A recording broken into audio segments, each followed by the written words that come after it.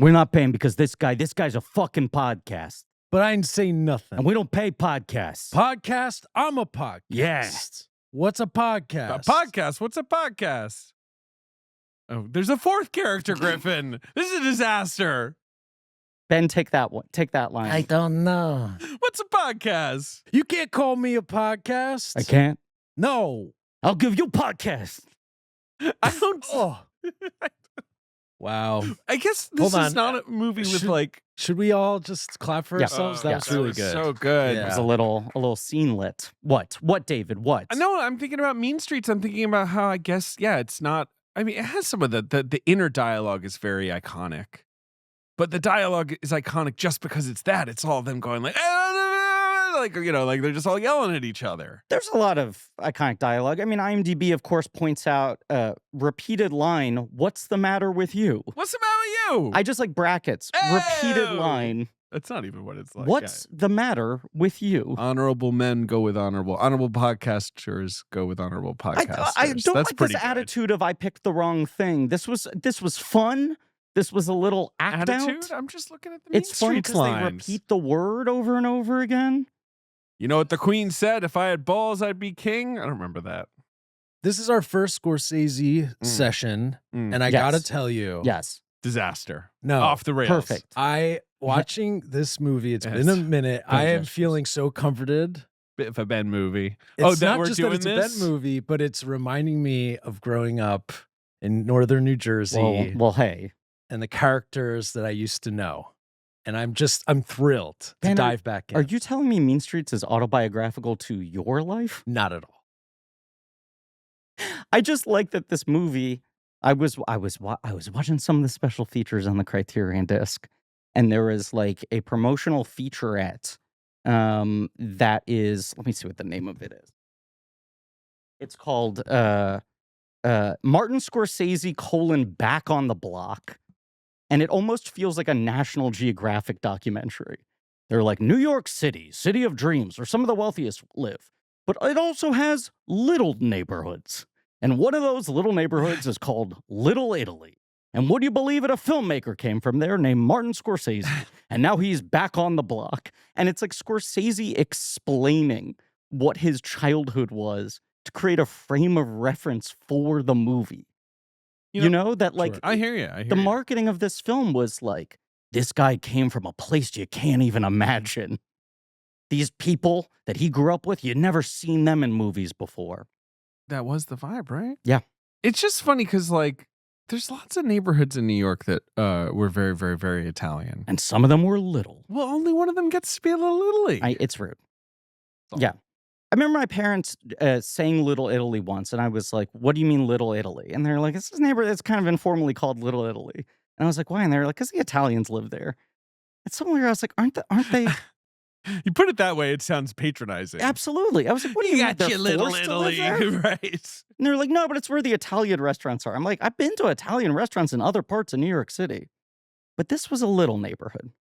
You can talk a friend of the show who's on the show. You can jump in. Guest is the term we usually use. Yeah. Hey. Nice. Do you like Little Italy? Do I like Little Italy? Yeah. I mean, sure. I mean, I would say the same when I lived here, when I lived in New York. I liked Little Italy except for the festival. The The festival's tough. is quite annoying, and it's kind of the best part of this movie, is its sort of frustration at Fucking San Gennaro. Yeah, we're talking Festival. about the San Gennaro Festival, which Which takes over probably like 3-4 blocks. it's really just a couple blocks. Yeah, it's Mulberry and Mott, probably between like Canal and. Well, Little Grander. Italy is quite small. Well, Little Italy now is like a historically protected like 2 to 3 block thing Right. because not that many Italians actually live there anymore. It's all Chinatown. Sure. And then also like Soho and yeah. And some restaurants. Yeah. Yeah. There's just those couple blocks where there's still the you want to pay a lot of money for red sauce, even though there's a million other places you can get red sauce. Yeah, Do it there if it you want feels to. so touristy these days. It is, but I mean, it's still kind of fun. Sure. Get some what's Wait, I saw an interview it was before this with Scorsese, and he was talking about it was important for him to set it at the festival because it was about the malevolent nature of a celebration. Like that. Fuck yeah. See, he gets it. That's also a very New York thing, where anytime there's a celebration like that, you're like, this city can't handle this right now. This is getting in the way of too many things. We're not a town that can stop and shut down and be like, today is just about San Gennaro. Didn't you live in an apartment for like a month This during is San Gennaro? friend of the ban? show, Ray Tintori. Yeah. Yes. When I was going through a breakup, I was couch surfing, Right. and our friend Ray was gracious enough to let me stay in his apartment in Little Italy. And it felt like, oh, this is like a miracle. What a nice place to stay. He's going to be out of town working. This is perfect. How I couldn't have a better setup. I realized why he had left town. Because It's the festival. the festival was quite loud, and it just felt like there was a floodlight directly outside of the window where Yes. the bed was. Yes. Yeah, Yeah. There was Yeah. there was like a week or two of you coming into records very frazzled. for sure. Yes. This is Yes. Blank Check with Griffin and David. Thank you. I'm Griffin. You're welcome. What's your nickname? Come on. What's my nickname? Griff the Grip. Oh, we're using my sportscaster nickname No, he for needs Scorsese. a new one. He's yeah, like- Get a Griff new the one. Grip is the best. Griffy Parm. Yeah, sure. My name's Griffy Parm. That's actually really good. Yeah. I'm here with my co-host David Spaghetti. I feel like we can bust that That's actually a little offensive. Yeah. David Spag. David Gabagool David- Sims. I think David Spaghetti is really sticky. No, I think that's it's- very st- I think it's David Bags because he's got bags. under Oh, his that's eye. actually pretty good. What if it's David Bagso Spaghetti? No, I'm not a big spaghetti guy. It's not like it's like, oh, David, he's always eating his. He's spaghetti. always slurping up spaghetti. David, what is the matter with you? It's not Let's- about what you like. It's about honoring Little Italy. Of course, David Bags. I What love is David the matter? Bags. David Spags, I would say. It's a podcast about filmographies, directors who have massive success early on in their careers and are given a series of blank checks to make whatever crazy passion projects they want. And sometimes those checks clear and sometimes they bounce baby. This is a mini series on the films of Martin Scorsese. And of course, it is called Podcast Fellas. I think it's the best title we've ever come up with. Podcast Fellas. Podcast fellas. One word, Yeah. rolls off the tongue, trippingly. Do you think we should all just the cover should just be us? You know, Arms crossed. arms crossed, or Yeah. Yes, it should be all of us back to back to back, arms crossed. But I want to be Ellen Burstyn, and Alice doesn't live here anymore. Cool. And I want to be the clockwork thing in Hugo. Yeah, the automaton. Yeah, Yeah. that's what I want to be. Yeah, and he's writing down the name David Spaghetti. Ugh. That's what the automaton's doing with its pen. All right, well, if we're calling it out, then I want to be DeNiro in Casino with those big sunglasses. Oh, sure. Sure. Yeah. That'd Yeah. be good. Yeah. Maybe I want to be Sharon Stone in Casino, actually. Maybe we should just all be in Casino. Maybe we should just be Casino. Well, I like Pesci in the Casino. When I was a kid and Casino came out, hmm and I was 9, Mhm. or 95, right? Yeah. And I was like, well, I know Casino has dice. And so I really appreciated that Joe Pesci was holding a pair of dice Oh, on sure. the poster. Sure. Because I was like, what's this movie about? Dice? Like they make dice? They roll dice? If I'm paying $8, I better get dice. I don't want to just see cards. We'll I get. just remember my mom being like, it's really violent. And I'm like, why? Like, aren't they roll like They playing roll the board dice and they games? win or they lose. Are they playing? Well, he has dice. He's literally holding a pair of fucking dice on the poster. How violent can Yahtzee get? Exactly. We'll get to that in some months from now. But watching Casino in 4K is quite an experience because you can see that Joe Pesci's face is literally being pulled back by strings. He looks crazy in that movie. That whole era of Pesci, he like wouldn't get a facelift. No. But would put like Rubber cables, bands. yes, Yeah. underneath a wig. And all those movies now, like My Cousin Vinny's the same way, where you watch it and you're like, what the fuck is going on with his face? We were never supposed to see this clearly. Beautiful. Yeah. Who's our guest? Shoot, we have to introduce our guest. Or are we talking about the movie first? We have to say that this is an episode on Mean Streets. Mean Streets. The Guarantor, Yeah, absolutely. yes. A phenomenon I would maybe call the second first film. Sure. You know Your what I'm first saying? real debut. Right. You make other movies, but this is your debut. Like Cameron with the Terminator or Yeah. And don't the know. Shyamalan with Sixth Sense. Right. Right. Where this is the first, most people on the street, if you ask them, would say this is the first film. But it's also because this is the movie where everything clicks and the rest of the career is off to the races. We're talking about Mean Streets. Wait, is Boxcar Bertha?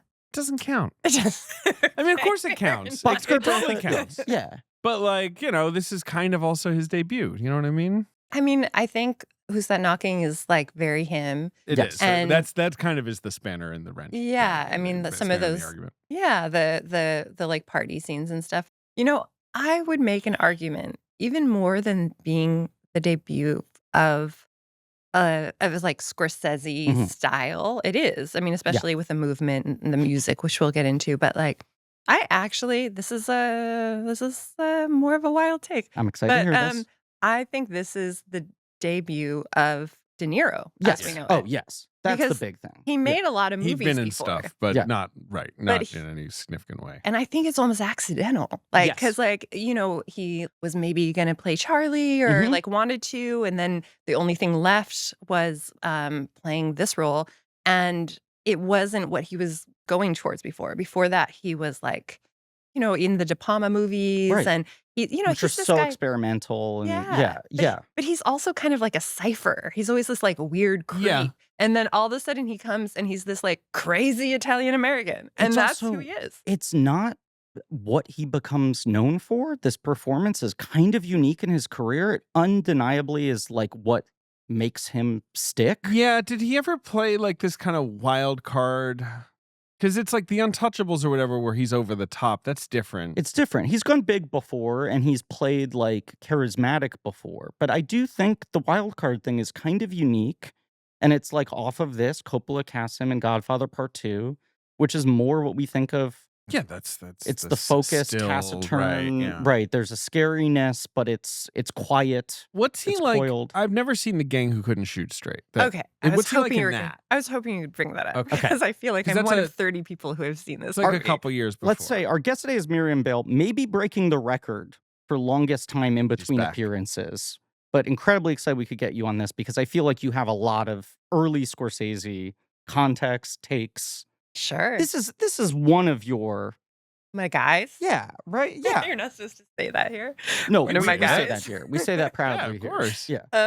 Yeah, I love him. I mean, this was like I could just get into it. This was I saw Goodfellas like way too young. Mhm. And like it kind of changed my life in a way. But I saw Mean Streets when I was as I was studying film production. Mhm. Okay. And this is you're in film school, you love this movie. It Yeah. has like lines and a bar and sheets, just has all these like accessible things. It that also make you- Pictures, kind of has music. the story of like this is kind of the patron saint movie of just like go out and just make the movie that only you can make. The yeah. ethos of what this comes out of and how it does feel like the full emergence of a person. Yeah. Yeah, but even more importantly, it's sort of, I mean, it's the personal film, like the Cassavetes personal film, and Cassavetes really encouraged him to make this movie because he had made Boxcar Yes. Bertha, and he was like, "You just spent a He's- year of your life." Yeah. He shat all on over it. shit. Yeah. yeah. Cassavetes so mean. I know. He said that he gave him a big hug first. He was always remembered. He came That in, he gave him a story- big hug. It's so it's I've never forgotten it whenever I've Mhm. because it does feel like something you would really made him make Mean Streets, right? The Cassavetes was like he wasted a year of your life. Ben, on the this shit. legendary story is that Cassavetes was a mentor of Scorsese's, and he shows him Boxcar Bertha, which is like the first movie he does for hire. And he goes, "Congratulations, you just wasted a year of your life making a piece of shit." Damn. And then from there, Maroon. basically kind of like grabs him by the lapels and says, like, you need to make the movie that only you can make, the personal film, the film about you, the thing that comes from you. And Scorsese says like that, it would have been difficult for me to feel emboldened enough to prioritize Mean Streets, which we'll get into. He had spent like 7 years kind of drafting and noodling on. right.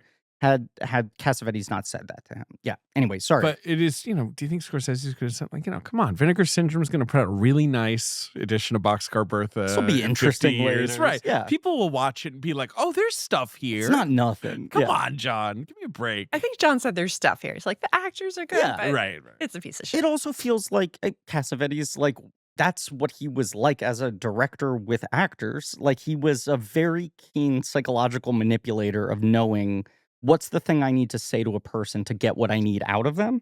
And I think the subtext of that story is he knew that's the way it would fire up Scorsese to And it actually did. make the move. Totally. It's Right, it's the but Gang Who foundation.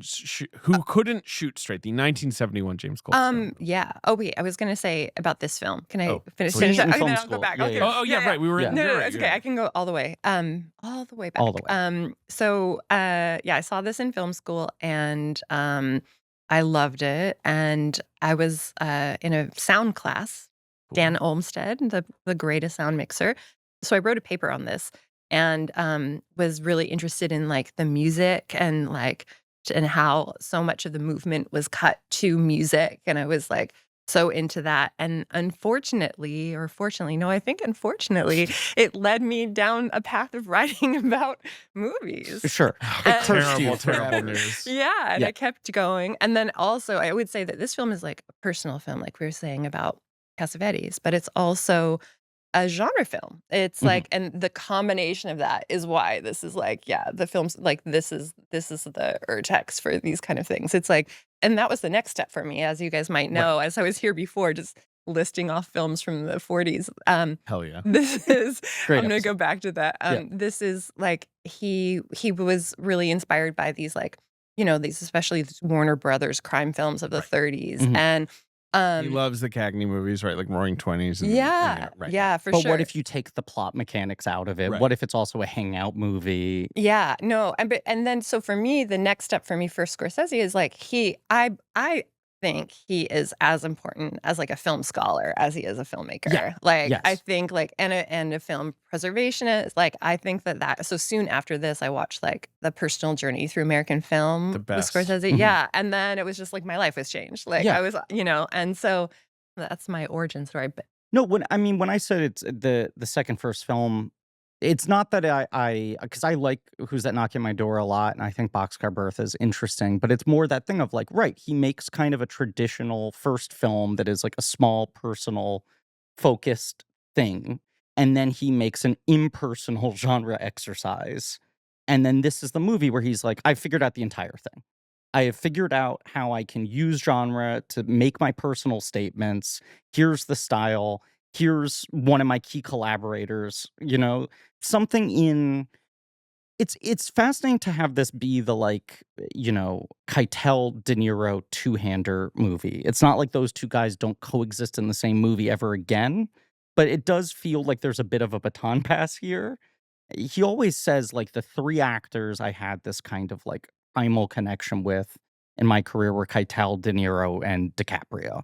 They're the three guys where there's just been the unspoken language. And Keitel starts out as like his Antoine Daniel. It's like, Yeah. this is my representation on screen. This is the prism through which I'm expressing my things. And then, it's one of those moments where an actor enters a movie, where a character enters a movie and a star is born definitively, inarguably, in a moment. De Niro at the bar and Jumping Jack Flash, like, changes the course of American movies. Absolutely. You see Scorsese watch what's happening on screen and going like, there's shit I can do if I have this piece of technology here that I never even considered before. well, I think his intro is also the mailbox. The Yes. the you Mhm. see him, and to Right, me, right. it's That's like the thing. It's that's like you see him, Yes. and it's like I mean, let's just take a moment to appreciate how good looking he Well, is. the in so sexy this. hot in man. this movie. He is so hot. The haircut Robert De Niro. is incredible. Oh my I was God, the obsessed little- with it's like it a- in high school. Like the bits. It's Yeah. like Oasis. It's the, like, you know the Oasis. pieces- David. Oh, I know Yeah. Oasis. That come Entering the Rock and down- Roll Hall Yeah. of Fame. Like on the sideburns. Yes. But it has the kind of like It's a severe bang. It's so That's good. what I love about it is that it is the haircut of a guy who probably doesn't think that hard about the haircut he's getting, but he still looks like cute. A and mod rocker, tousled and- yes. Yeah, exactly. Kind of casual. It's great. But he's so, yeah, I would say Robert De Niro, he's sort of the mascot of many Black women. We love him. Well, he Sure, obviously, yes. he's got a type that is, Miriam, do you know the Awakening story? No. I think I've told this anecdote like 5 times on the podcast because I do think it's one of the funniest things to ever happen. Okay. But Awakenings, where he plays this guy with this medical condition who was like frozen in his body, basically fully paralyzed for like years and years and years. And there was a scene they were shooting where Robin Williams and De Niro were in a cab, or in the back of a car at least, and it was in the period before he has the awakening. So here's De Niro, this incredibly focused, famously sort of intense, methody actor, and he's fully, frozen. And they're just driving around New York City, and this guy on the street corner is yelling stuff out. Oh, hey, Mark! Hey, De Niro! And De Niro's just locked in, unconcerned. Robin Williams is like focused. And then the guy goes, Bobby, you still like that black pussy? Did he break? Yes. That's amazing. Yes. And Robin Williams was like, it was the only time he ever broke. And he kind of just looked at the guy and like nodded. Respect. He's the best. He's the king. He's my. I mean, I always shout out to his off-menu podcast appearance where they ask him, "So what's your favorite appetizer?" He's like, "No, I don't know. Whatever they want to give me." And they're like, "Well, no, you have to pick." The You have premise to, like, of say this your show favorite is your things. dream menu. And he's like, I'd ask the chef whatever's good. It's the best thing I've ever. And they're like, don't you own restaurants? And he's like, yeah, just tell them to do whatever they want. Yeah, and they're like, okay, well, what about the food at your restaurant? It's like, yeah, it's good. Yeah. You guys, so good. this is what I mean. I'm not saying this was the birth of De Niro, like his type. Yeah. I'm saying this is the birth of him as a person. Do you Yes, remember? Because he has yes. zero personality. Yes, Miriam- it's so fascinating. Do you remember the who's hotter, De Niro or Pacino debate on Twitter? Do you remember that? I think I missed it. It was such a war. It was a few years ago. Yeah. And it is just one of those things where it's like, I don't know, like what pick your day, like on who you prefer. They're such different They're both guys. sexy. They're Yeah. also both kind of odd. Like they're Yeah. both like these funny little guys, but they both can also kind of shock you with how, But beautiful they are. De Niro was more conventionally De handsome. Niro's a little more you handsome. think Pacino's so? a little more I think pretty. so. Yeah. Because know. Pacino's I so think Pacino's pretty. more pretty, and Pacino's a little scary, Oh, I prefer De Niro, but Mhm. I think that Pacino's beautiful. Yeah, he's Pacino's gorgeous. beautiful. Like He's so young beautiful. Pacino. Yeah. That's mean, like I guess we're not going to talk about it. talk about what? We're not going to talk about young Pacino. No young Pacino in Scorsese's career. It's, we got to wait for old Pacino. Ben and I just spent the weekend in Wisconsin with JJ Bursch, our researcher. That's right. And he was saying, I don't know if he made it into the dossier because JJ vets his information very thoroughly. But he asked me, he was like, had you ever heard this anecdote that Scorsese wanted Pacino to play Johnny Boy Uh-huh. and Pacino just straight up turned it down? And then they don't work together, obviously, for like 40 years? I mean, like Pacino had already been in The Godfather. So like it would have Yes. been like, right. I mean, yeah. Yes. Well, Um, Pacino was supposed to be in the gang who couldn't shoot straight, and Oh, that's that's how. interesting. Right. And then De Niro got it because he was making The Godfather. But I hadn't heard that about For Mean Streets and Pacino. Who he wanted to play, which doesn't make sense at Yeah. all. John Voight. Yes. That's crazy. Yes. That's interesting. Right. It's- That's- But I think that was also a little bit of like, would that appease the studio? Right, Yeah, right. And we exactly. can look at Right. the dossier, but like, wait, but because you mentioned it again, the gang who couldn't shoot straight. I Okay. just want to ask, Yeah. Yes. what is De Niro? That's Jerry Orbach is the star of that. Oh my film, God, right? that's the great crazy Jerry thing. Orbach. This is the crazy thing. Yeah. Is like it was written for Marcello Mastroianni. Right. That And sounds pretty then- good. Yeah, and then he admitted towards when they were getting close to production that he couldn't speak English, Perfect. Perdone. It's the right time. so they replaced him with To say Jerry that, yeah. Orbach. I mean, of course. we love 1-to-1. Yeah. I mean, Jerry Orbach makes more sense as like a New York tough. He's Yeah. not Italian, but he was, Yes. he was close enough. Right. It would have been weirder to have Marcelo Mastroianni. Yeah, but Right. yeah, okay. Well, and De Niro actually plays an Italian. He plays an Italian, like a kleptomaniac Italian. Mario Trantino. Yeah, So, so he- is he silly? Like, is he kind of in He's more so of a goofy silly. mode? Right. So this is the weird thing is like I've interviewed De Niro, and I think one of the things he really hates. I mean, he barely says anything in an interview, but I think you can tell he's annoyed with this idea that he started comedy in the 2000s with Right, Analyze This right. or with like Midnight Run or Right. something. Because he was doing comedy in the beginning, Right. and like Yes. he was doing comedy with De Palma, and this is like a straight up comedy. Is it Yeah. good? No, it's not. It's Right. very bad. right. It's so bad. Right, It's like right. it doesn't work. So they were thinking at first Mean Streets would be kind of like the gangster comedy. Like, Sure. and they were saying, oh, like the gang who couldn't shoot straight. But then the gang who couldn't shoot straight didn't work. It Right, was right. a failure. So at first they were like, oh yeah, De Niro will be in like shorts and Yeah. shooting. And when we see him, when he walks down that street you were talking in the bar, he's Right. like, in his boxers. So I think in the beginning he was like doing these kind of zany comedy roles. I mean, this is the thing. He's like, we're talking about Little Italy, but like De Niro's from the village. Right. He's from like his artist parents. He went Yes. to the little red school. It's like very different. he's like it's like a couple blocks, but it's such a difference. And I And he like talks about it. I didn't know those guys as well. Like in the Marty doc. He had proximity. He understood it. He saw these things. And he's Irish Italian. Right. He's not full Italian. right. he's Irish. His mom is Irish. His father is Irish Italian. His mother is like a sort of Dutch English. Oh yeah, like who knows? waspy. And his dad was like a lapsed Catholic, so there was no real like religion in the same way. Like it's not the Marty thing of like, I mean, Marty is just like a child's cartoon of a little Italian American Yeah. boy, with his vaguely mobbed up dad and his mom just like constantly stirring a big pot Yeah. of sauce And him like, looking out a window with asthma. right, that's and then the living thing. in a tiny apartment with a bunch of people, Right, and like right. like everyone in the neighborhood knows each other, and they play stickball and shit. But there's something to De He knows Niro. priests. De Niro having like the same reference points without the same lived experiences in a way. Yeah, That I do think gives him this sort of like this expressive elasticity in what he can put on screen that's different than Scorsese's very like personal experience. Yeah. But I think that they're both kind of outsiders because of the Right. whole asthma thing. So they're Yes, both kind of like know the thing, but I don't see either of these guys getting in big stakes, big fights. I No. think they're there. Yes. They're They're like observers. Yes. They're Yeah, insider, outsider. I mean, so that's- that's like Yeah. where they overlap. It's a thing Scorsese said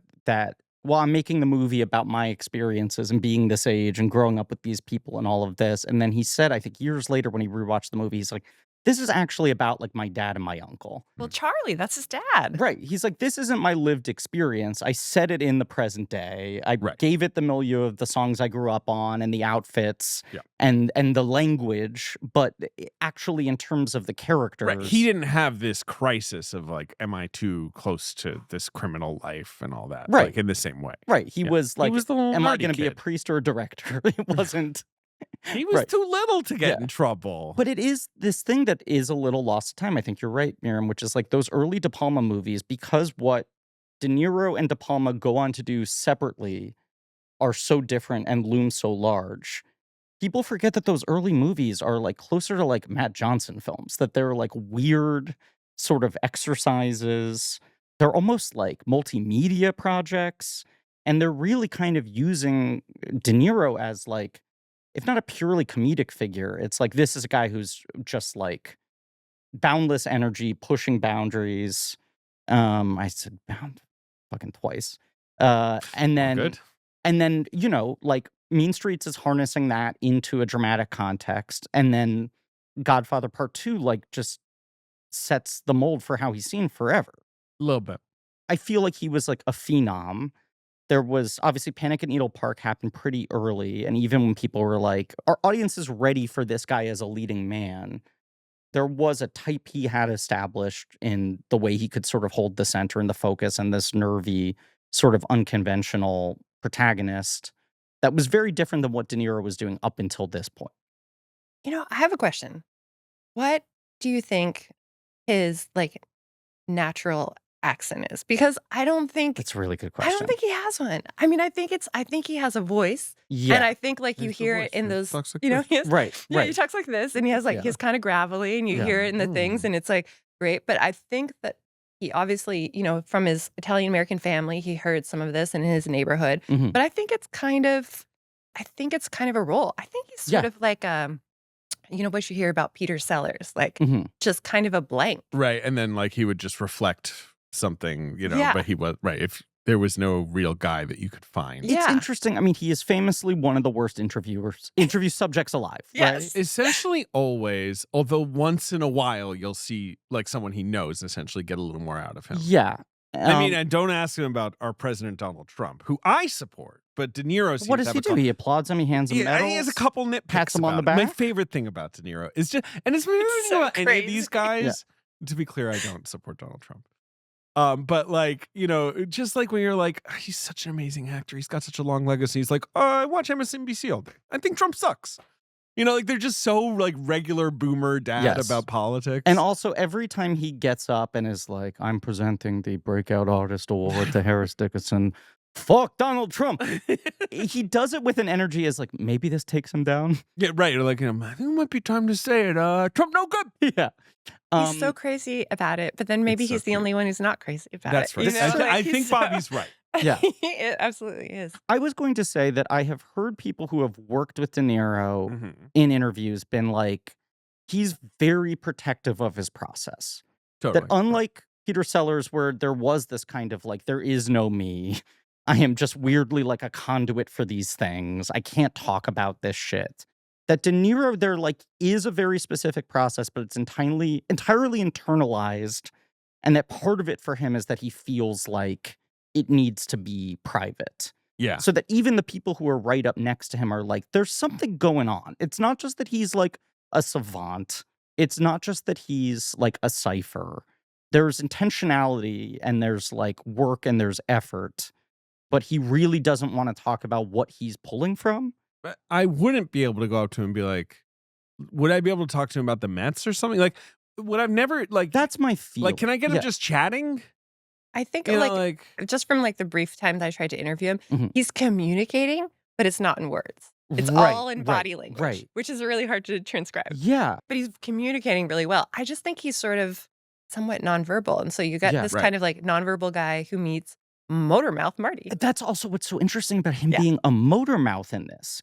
I was struggling to think of another performance where he is this verbal, I mean, like, I think of, I don't know. where he's nonstop, you know? Where is he nonstop? Because there's like stuff in his later career, like Silver Linings Playbook, where he has like big kind of Yeah. like yelly speeches But and that's stuff. that's the De Niro explosion. It's the explosion. It's not. Right. What about the comedian? I haven't seen his set yet. Have you seen Taylor Hackford's The Comedian? No, I Terrible missed movie. it. I remember He does it. a lot of stand-up comedy. In it. Right. In my memory, it's De Niro-esque, but Sure. he's still doing, you know. But I was going to bits. say, isn't that like a movie where people go, it feels unnatural to watch him I- do this? I mean, my brain has erased it clearly as a Right. trauma response. So yes, that movie's co-written by Jeff Ross. good. Does he talk a lot in Dirty Grandpa? Oh, let me see your ass. I don't know. Again, That's what I imagine Dirty Grandpa saying. Yeah. You know, I have seen it. There's the I part in love Dirty it. I Grandpa think it's where more he body language. raps, Yeah. right? Doing karaoke. Yeah. And he asks the audience if he can say the N-word, and they say that he can, and then he does, right? Don't I've bring us seen that far. clip. Well, I've just seen that clip because people have posted, because the whole thing with De Niro is like he made 200 movies. Yeah. 140 of them are bad. Right. And so you can find these clips where it's like, do you know that De Niro did this? Right. You know, it's like people post Al Pacino doing Dunkachino. I was I'm going to like, say. give it a break. De Niro has an endless that. The you know? stuff that De Niro has done on screen is wild. But I think you're right that when he does something that feels outside of the sort of basic cultural understanding of the De Niro archetype, it basically just gets memory washed. People just don't keep that It doesn't shit in their matter. head. He's still bulletproof. Right. He could make shit for another 100 years, and maybe he will. But even when he does it well, like even when he stretches outside of his sort of obvious movie star persona successfully, I feel like within 5 years, people are still just reducing him to the 10 big You've seen performances. Alto Nights. I have. So he's two characters in that. Are He is. either of them big? You know what? Yes. Like one of them's big? I actually think he's very good in Alto Frank Nights. Costello is probably the bigger one? Or like which of the two guys? One of them, he is clearly playing Pesci. Mm. One of them, he's playing like more the elderly De Niro archetype. Right, And one of them feels like him doing, All right. trying. It looks so fun to be the Joe Pesci guy in a movie. Because I guess that's the other part of it is Pesci starts to be the Johnny boy standing next to De Niro Yeah. as the strong silent type, Yeah. right? As the person who's struggling to communicate with words. That's true, actually. Well, so I think there's some conflicting stuff in as far as biographies I've read, but I think that they started shooting with Harvey Keitel, and so basically, like it was October, Mhm. the festival was coming. They didn't have all the funding, they didn't have everything together, Mhm. so they're like, if we don't shoot now, we have to wait till next year in Sure. October to do it. So they shot some stuff with Harvey Keitel, and I'm not just this is where I'm not sure, but I think he met De Niro met Scorsese or officially really met at some party at Christmas after that October. And so then he was like, "Oh, you can play anything, but you can't play Charlie because it's already this." And he was annoyed. Yes, And he so wanted to play Charlie. He wanted to play Charlie, Yeah. but then he ran into Harvey Keitel on the street, and they were just like, they started laughing. They were just like, "Okay, you're an actor too. This is gonna be fine." But I think so he played the Joe Pesci. He played the crazy guy. Right, Yeah. right. And that's just something he doesn't get to do much. Alto Nights, he does play the old man version of it. And You're Alto right that Nights one of the is two as good characters. as Mean Streets, right? No, it's Far better than Mean Okay, Streets. right, yeah. Marty could never. Do you think Marty saw Alto Nights? Do you think Marty sees everything De Niro makes? Definitely Like not. De Niro's like, "I made a movie with Sebastian Maniscalco. You got to watch it." And Marty's like, "Okay." Life is kinda- short. I think he watches most of it. Because he No watches a lot of way. movies. Yeah, but it does feel like he's very invested in Bob's career. You know? Like, Wow. it does feel like there's a sense of like, I want to keep up with what Bob's doing. Wait. I think De Niro hasn't seen all the movies De Niro's I'm done. sure he has. Yeah. That's a little, Wait, you guys keep saying that there aren't a lot of like wild card roles for De Niro. Yeah, but what I- about like Cape Fear and Taxi Driver? I was but those are all like scary Right, guys, right? right. Like, and it's like Cape Fear, he is so big. That is Yeah. so true. But like, by wild card, I mean the kind of jokey like Yes. character in a group of guys where there's the wild card who's kind of like he might put a fucking firecracker in a mailbox, right? The guy like, the guy who's the motor. who's Yeah. just like you know, Yeah. and it's like.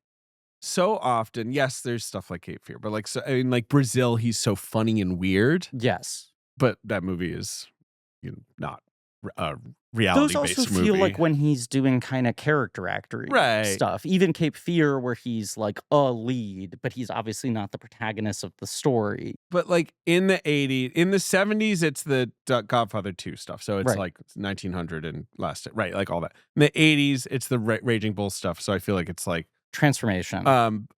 that's true. But also just like, you know, more like intense, scary characters. Wait, Mhm. I want to sort him by chronology here because actually there's so much to talk about. Yeah. I know we haven't even started. I know. God. I mean, this is all We're talking about it. De Niro. Yeah. No, because I think you are right, I Miriam. guess he really didn't make a lot of movies in the end. But like Once Upon a Time in America is like that. The Mission is like that. Mhm. Like Angel Heart, these like stoic characters.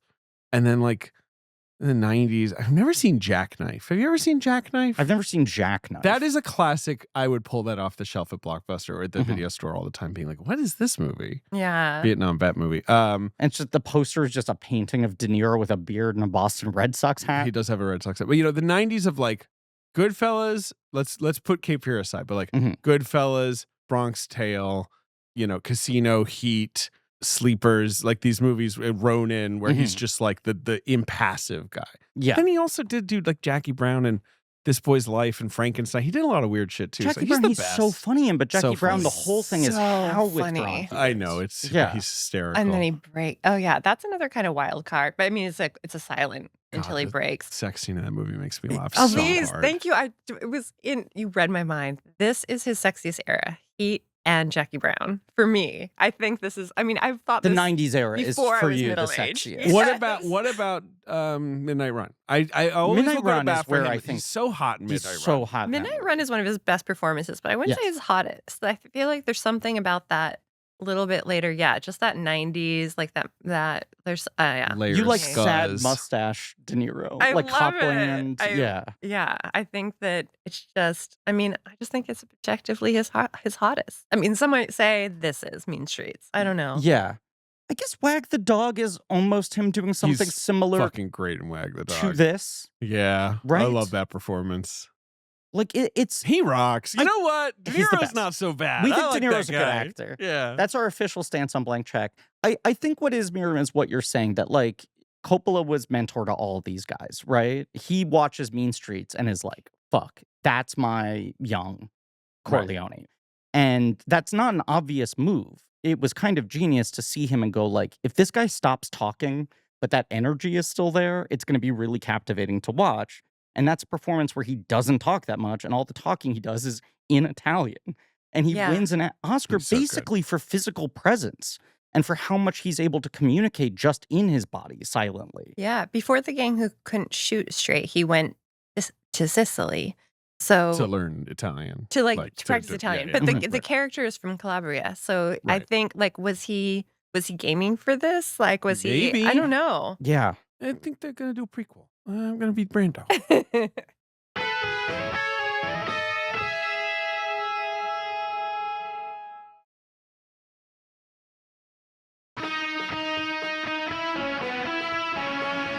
All right, I'm going to open the dossier actually, just so we can stay on track a little bit. So, Mean Streets, originally called, Miriam, do you know? Season of the Witch. Which is Great. fascinating. You know, and they Marty correctly was like, Cage is going to want that.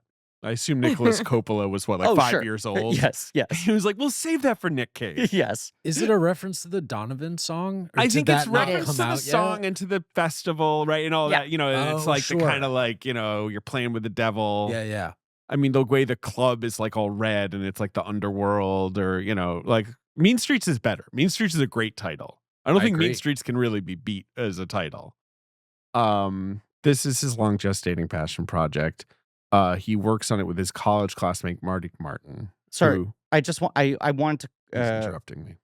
no Here no we I, go. I wanted to be correct about this.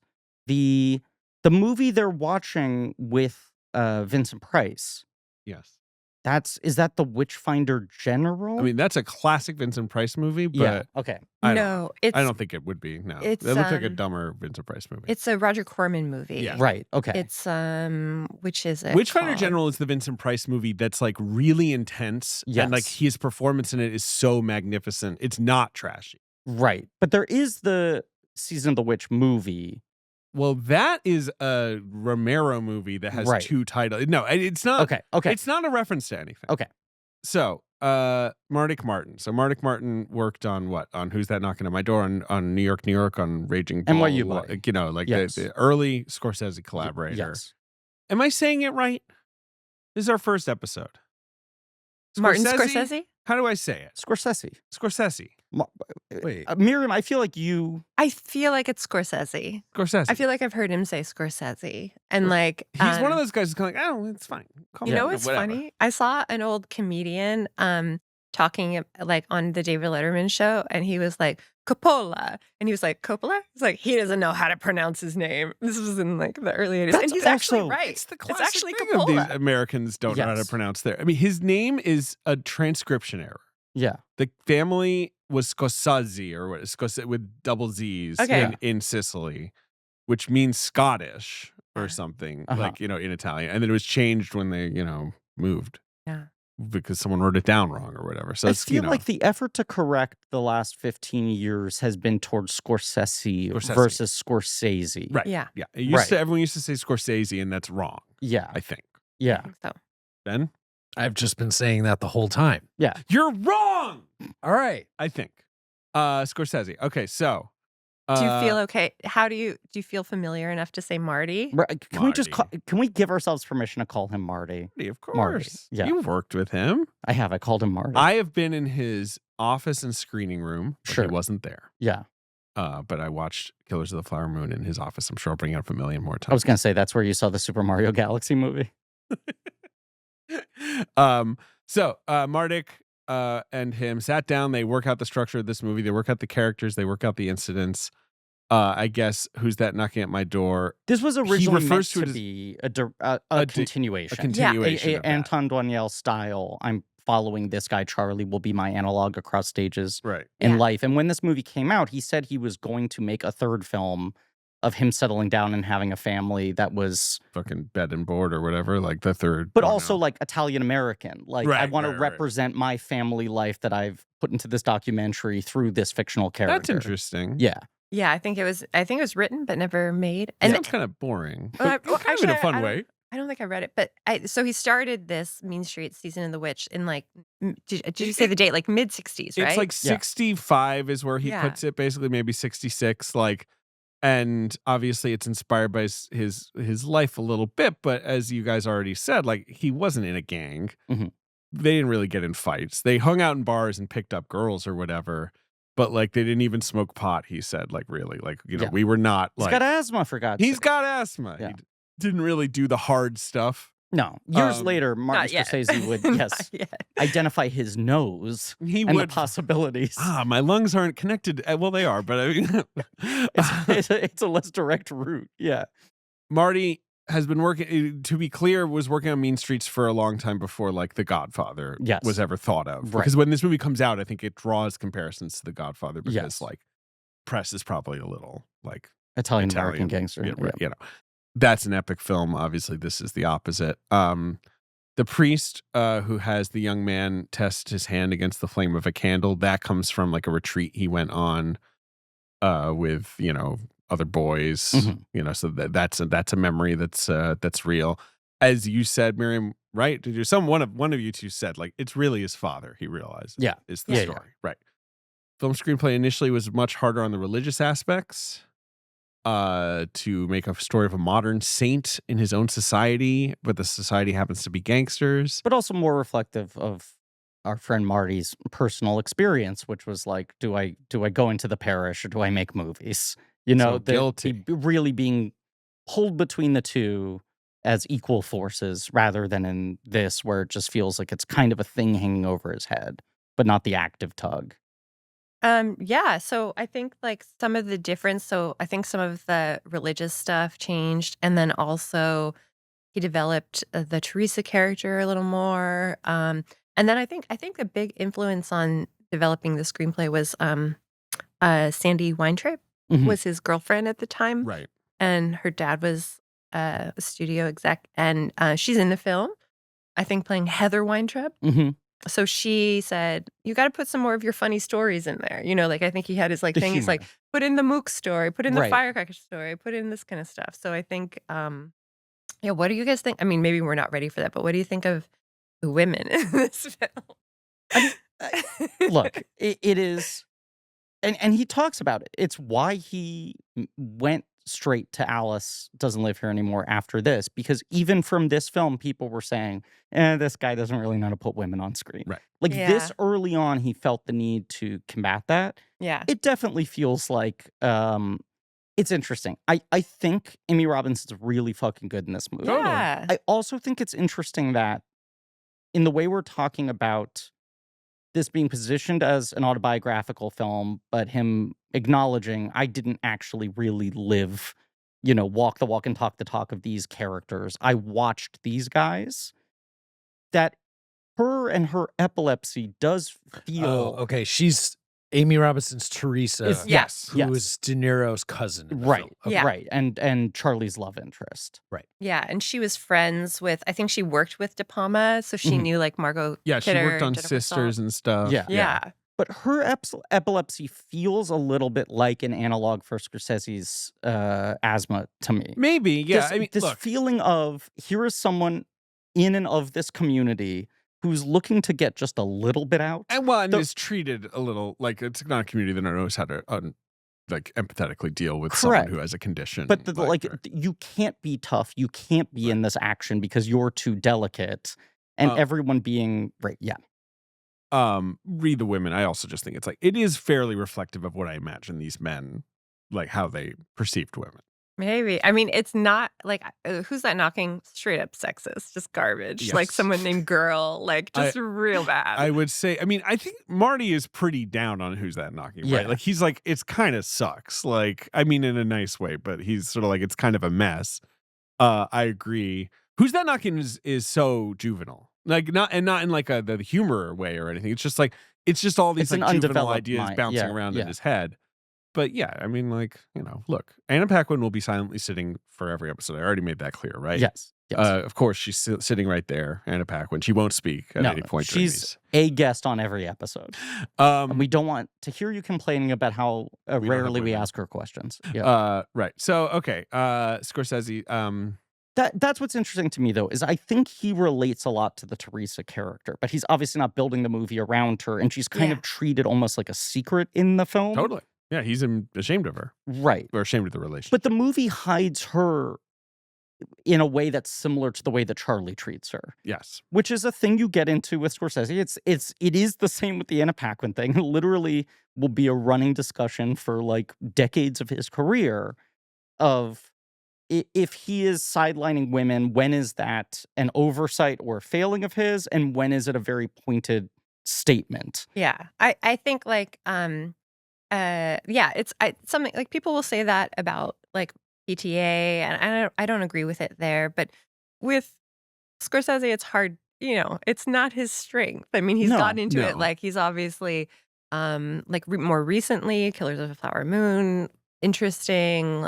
He's grown into He's it. he's Sure. grown. Yes. He's like done that, but like for this film, it kind of feels like, oh, you make a movie, you got to have a woman, like like you Sure. got. It's kind of like and you make a she's a dish, put a problem. little salt in it. She's Yeah, a yeah. conflict. She's a story element, I not also, really a I character. think, by the right. way, that's why he says yes to Alice. It's not an I'll prove them thing. It's a I should work on this, right? Like if I want to be an A little bit. actor's director, let me figure out different Yeah. rhythms of actors, not just working with like actors of a different gender, but also just like here's a different milieu, here's a different like cultural type.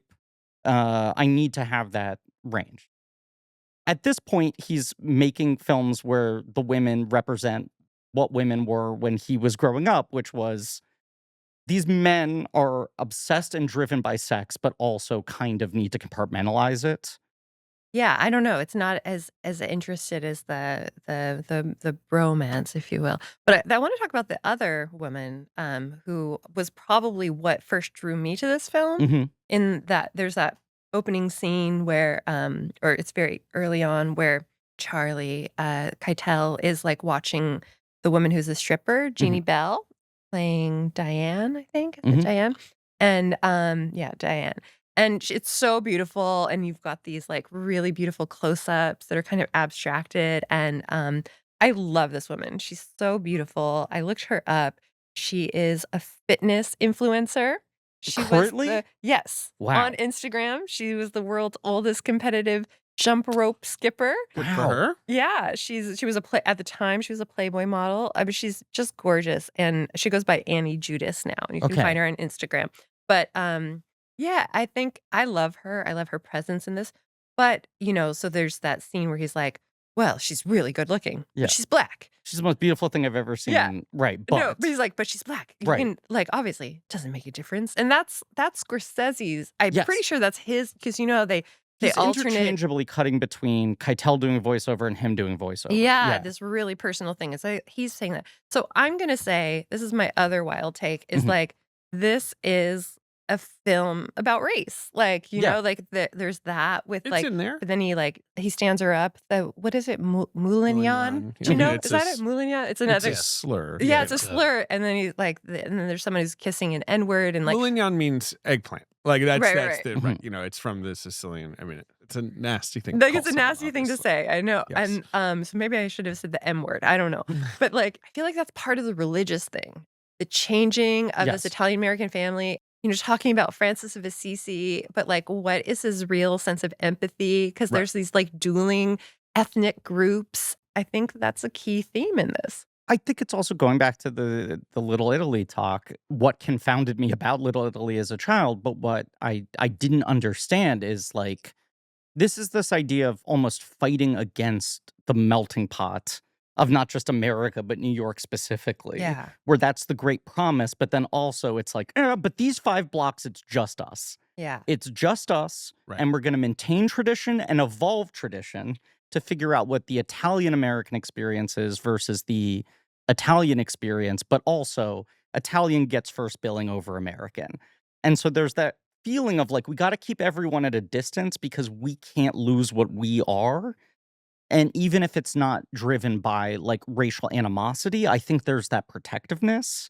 Yeah. Where even just to make a gangster film, a crime film in the 70s and not keeping those things on the sidelines in the same way that you're keeping the women's at the sidelines is like what this movie is really about, which is sort of like a masculinity crisis of its time. Yeah. I mean, masculinity crisis, but so much of identity. So I say Yeah. it's about race, but really what I mean is it's about racism. It's a really interesting thing about this movie is that he goes and tries to pitch it to Corman to finance. Mm-hmm. And Corman's like, yeah, I love that.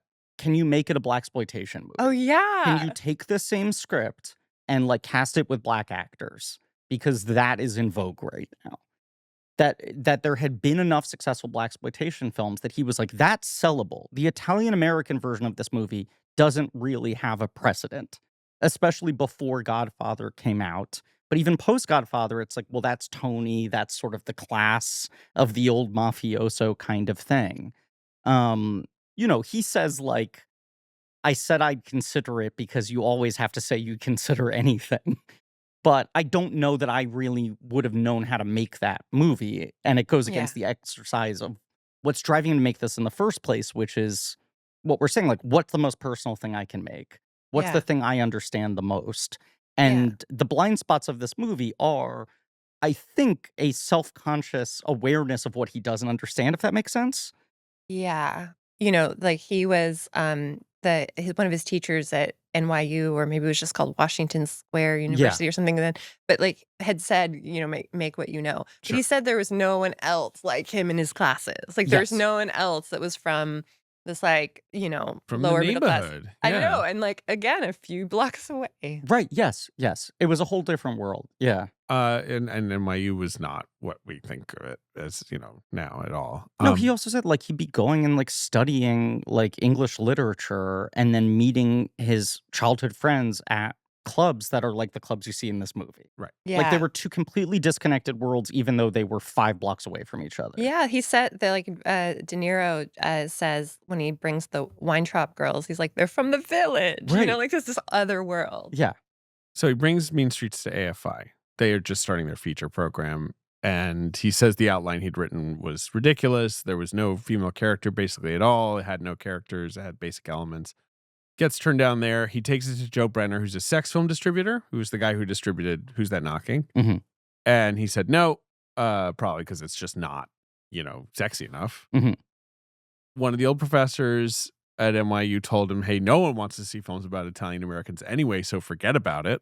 So that's, like, assume not the guy who's encouraging him. Yeah, it's like he's shopping around a genre film that doesn't conform into any of the sellable areas of genre at this point in time. Totally. I mean, he invents a kind of movie here. He does. He does. Right.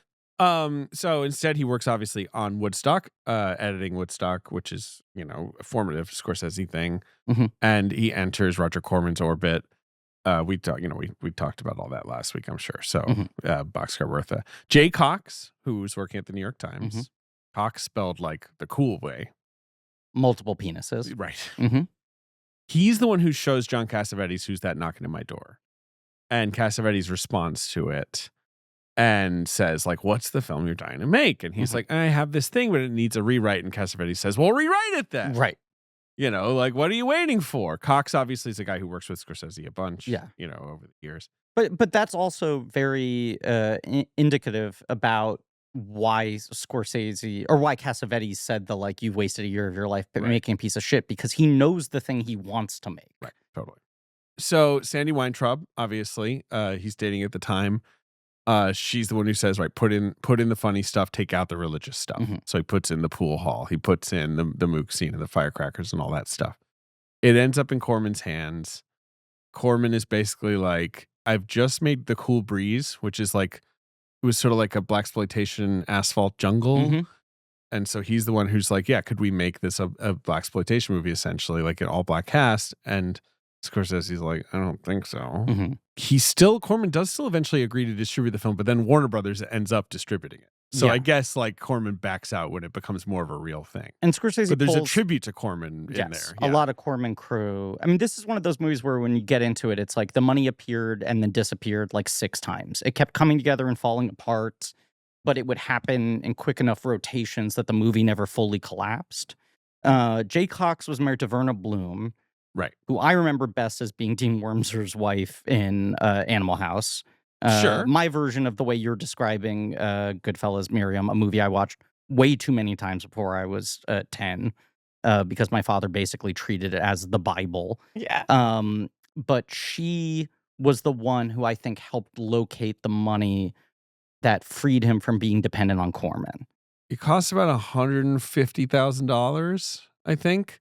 Jonathan Taplin is also very important, who is the touring manager for the band. That's so who I believe Verna Bloom introduces with. them. Right. She saw that he was talking to Corman and that he was that he felt like, I can see Marty in a month starting to bend on his principles in order to get the money he needs, and it's going to dilute the movie he actually wants to make. So she goes and 300 finds grand. 300 yes, grand. Yeah. she finds the money in a way that wouldn't make him have to Well, constantly he's justify his like, decisions. you'll Yeah. make it in Cleveland. Yeah. Then the money falls through. Mhm. And then and then they end up with $175,000 and they get some other stuff from like CFI Labs. And Mhm. I don't know, they scrape money together. They obviously he had written Charlie for Harvey Keitel because it was essentially going to be a sequel to Who's That Knocking, like you guys Yeah. said. And then he decides to separate it, which is smart. Right. At one point, John Voight is involved. Mhm. But then they shoot the festival stuff before they even start doing pre-production. And at that point, Harvey is basically locked in. Mhm. John had already done Midnight Cowboy. And apparently Voight says to Scorsese, like, I'm too famous. Like, Yeah. you need unknowns. Like, Yeah. you need, like, this needs to feel real or whatever. There's the other thing, which is we were talking about it when you came in, David, and I was watching. There's a Q&A discussion between We were watching Linklater interview. Linklater and Scorsese, Rick and Morty. And it was a series called Game Changers that the DGA was curating of like movies that changed the industry. And Linklater was like, this is the definitive game changer for like filmmakers taking their careers into their own hands and self-realizing what they want to do. But he was talking to him about how much of this movie was shot in LA, which is the craziest fucking thing. Yeah. That like more than 90% of this film was shot in Los Angeles. Right. And the New York exterior stuff they did, especially San Gennaro, is so impactful. And then Scorsese finds the right locations in LA without building sets that he can sort of double, that you don't question it when you're watching it. And Linklater's asking him, were you concerned at all about like the concession of needing to move to LA and if you were going to lose some of the authenticity in the character? And Scorsese was like, well, I wasn't concerned because we just didn't have money. So It's like, you need to make the movie. we just need to make the movie. There was like no principle stance that could be taken. Right. But the other thing he said was he kept saying, but I got the guys.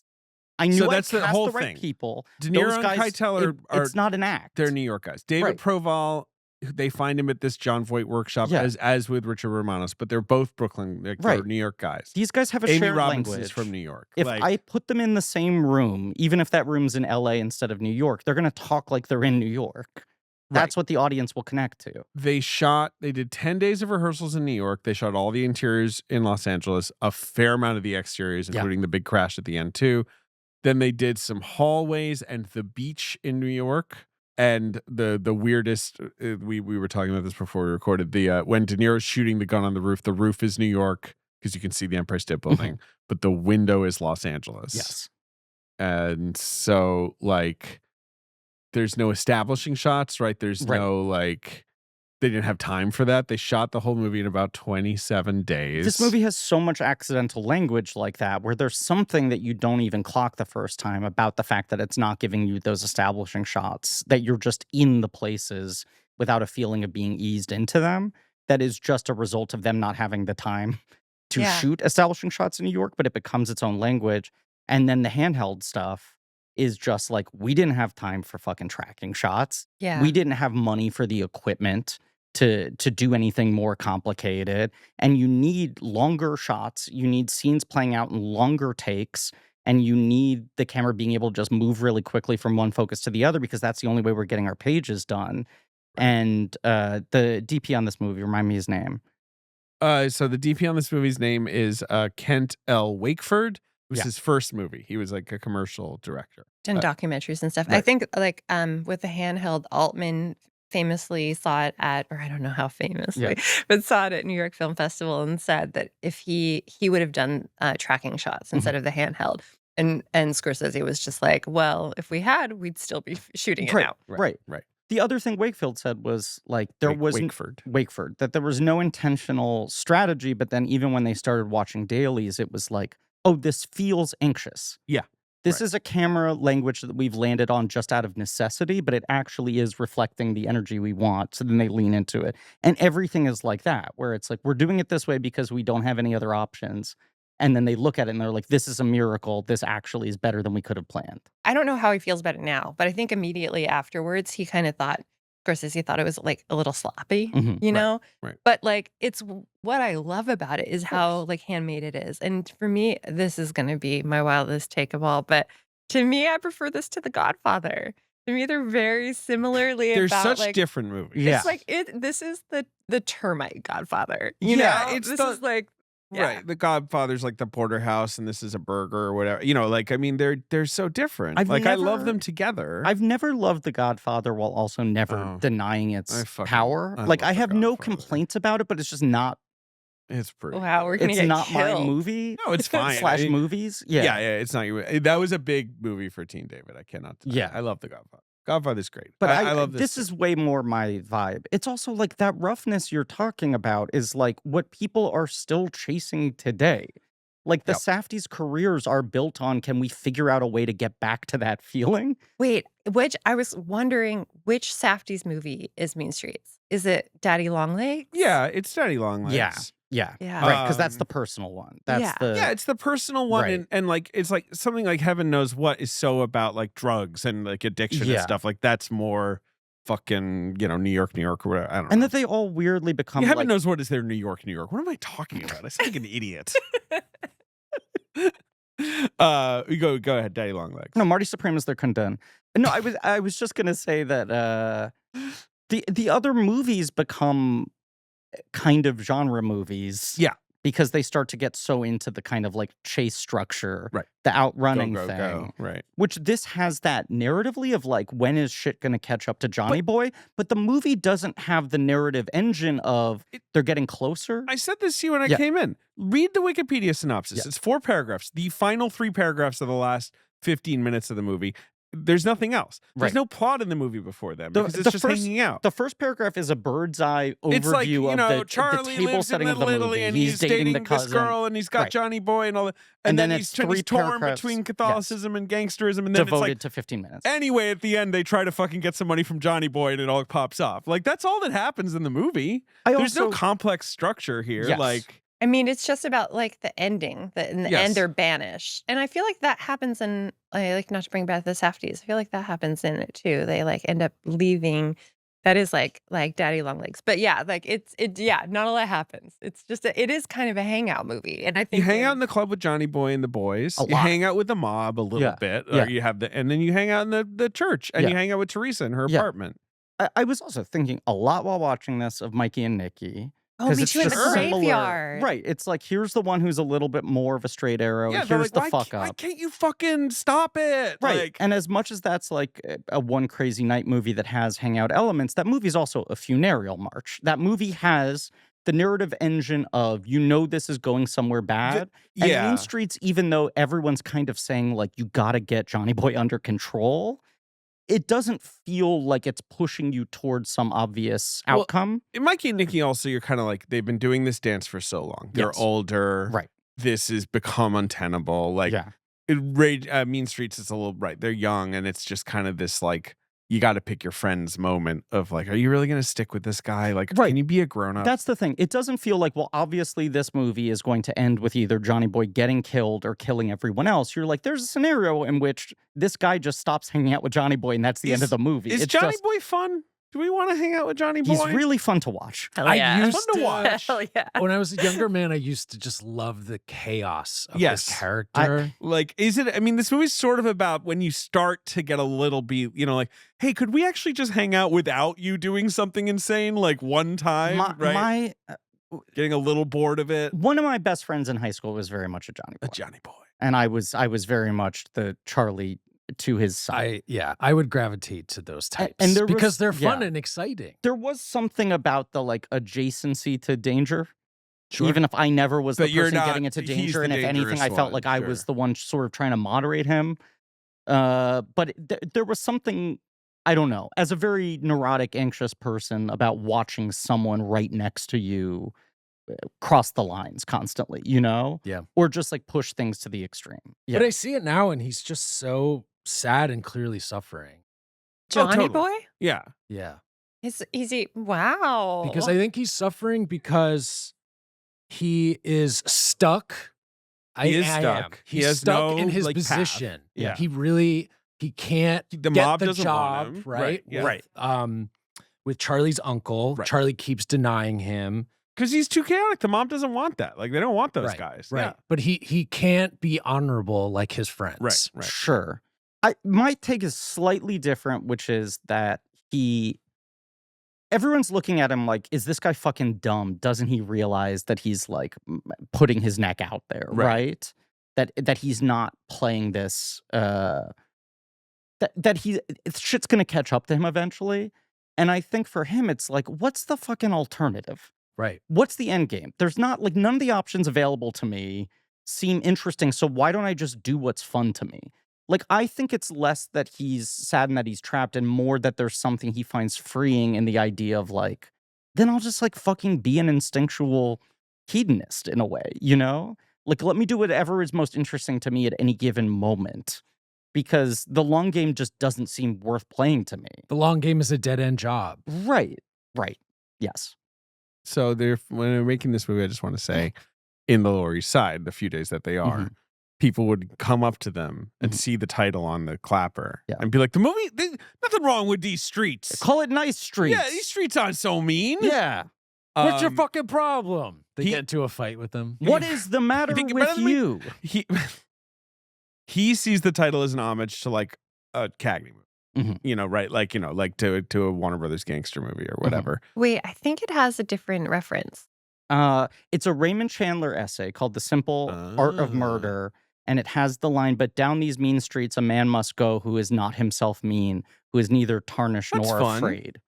So it's about Charlie. Yeah, right. Yes. That makes So sense. the Mean Streets is about like, But it also sounds, I mean, Scorsese is the one saying, like, I was trying to make a kind of homage to those gangster movies of like, you know, it's a punchy title. But Jay Cox showed him the essay and said, like, that's a good fucking title. Right. And it does have that Better kind than of, Season of the Witch. but it has that thing like White Heat where you're just like, those two words are interesting together. Oh man, White Heat's so normal. I love that movie. Well, So good. speaking of, can we talk about the gangster movies? Yes, Because please. Yes. I think something that he said is that the big movies, the big like Warner's movies that they would watch were Public Enemy and Little Caesar. Mhm. And he said that he hated Little Caesar. He thought it was like vulgar, very overdone, heavily acted, but loved Public Enemy. Little Caesar is Edward G. Robinson, right? Edward G. Robinson, so that's Mervyn LeRoy. And Yeah, then he directed it, Public Enemy is William Wellman. So this was the other person who's really important for this movie and for Scorsese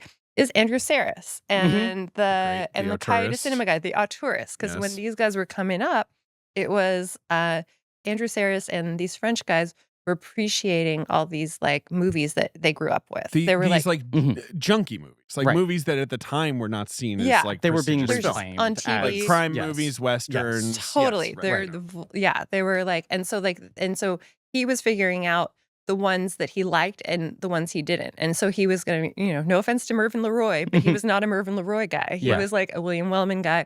He was a Fuller guy. He was a Hawks Obviously and Hawks Ford is- guy. yeah, Like they all and worship. so that's really important to figuring out the films, these same films that all feel junky, but some of them are really good and some of them are not. And he was specifically, Public Enemy was about Irish people, but he was like, we can still relate with this, like even though it's about Irish gangsters. Right, because that's Cagney. Public Enemy is like young Cagney. Yeah, exactly. And it's like, what he was really, there's actually also some like street noises. I don't think it's a festival, but something like that. He said he was really influenced by the way that film used popular music in the background. So it was not score, it was Interesting. source music. The last shot is a record player. Sure. And like that was like important for him. So it was important for him to bring in the music because we talked about Jonathan Kaplan, but Yeah. Jonathan Kaplan probably also helped He get did. all these music. No, he totally He was did. the music He said- supervisor. right. This was the soundtrack he wanted for Who's That Knocking at My Door. He was always like, my movies are going to have a soundtrack that reflects the music of my life. He did not have the budget to get any songs for that movie. Yeah. This one, he said it somehow was only like $65,000, $75,000 for the soundtrack, of which $15,000 was just to the Rolling Stones. 30. So, no, yeah, 30, yeah. right, it was The 15 Stones each. was 15 each, and Yeah. they have both Jumpin' Jack Flash and Tell Me. Yeah. They have Be My Baby, which is the most important one. Yeah. and they have various other, but like Be My Baby was the one that he was like, that obviously was the song. Like we needed that one. Yeah. Those Yeah. female singing groups right before the Beatles, like that's his music. Linklater said a thing in that DJA talk I thought was really interesting, where he was like, there are things like Easy Rider that come before this that have famous soundtracks and contemporary soundtracks. He was like, every other movie that used popular songs up until this point, it felt like the soundtrack was above the movie. Right. And Mean Streets, to me, feels like the first movie where the music is coming out of the film. Yeah. And Scorsese said, like, yeah, it was important that it's like you're seeing, even when it's not supposed to be diegetic within a scene, that you get the sense that it could be.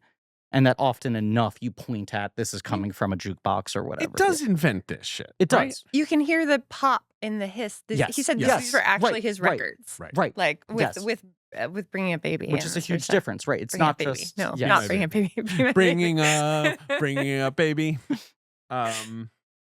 The music thing, I was saying it to my wife last night. I was just like, I know this sounds so boring, but like no one had ever done this yeah. before. No, it's so true. Like it's and it seems like the most like, what do you mean no one had ever like put pop music in a movie before? Yes. But it's like kind of no one No. really done that yet. Not this way, not in this sort of but the thing is, it's hard to watch this movie and not see all the people who ripped it off. Like Sam Levinson. Like, what? you know, Yeah. all the terrible copies that we've gotten so far. All the Sam the horror- Levinson is one of our great auteurs. He just released a magnificent new season of his great show Euphoria, right? We've got the horror movies with the ironic pop music, Yes. and like this sort And of thing. every trailer with like the slowed down like hit Yes. song or whatever. Someone's definitely done that, right? Has someone done that? And then the film flickers, and then a knife cuts through. I think Oh, it's sounds in, pretty good, I actually. haven't seen it, but I think it's in like Barbarian or something, right? I think maybe is there a Great movie. There's a lot of baby stuff in that movie. It would make sense.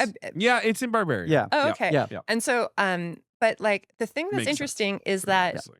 like, and then all the guys, the better than Sam Levinson, I feel like all the Gen X guys, all these like mixtape guys, all kept these like thinking while watching this, it is crazy how much of this movie is in the DNA of the early Wes Anderson stuff. yeah, Wes Anderson, like Bottle PTA, honestly and Tarantino. Rushmore. Also, Sofia Yeah. Coppola, like Yeah. these are people who wrote to mixes, to Right. like pop mixes. But the thing is, those were from all over. Those Yeah, were like yeah. from all over, and they were from all eras. And it really was like a mixtape or something. Yeah. And it was like, and they would write in the same way Scorsese would to like write the scenes to these songs.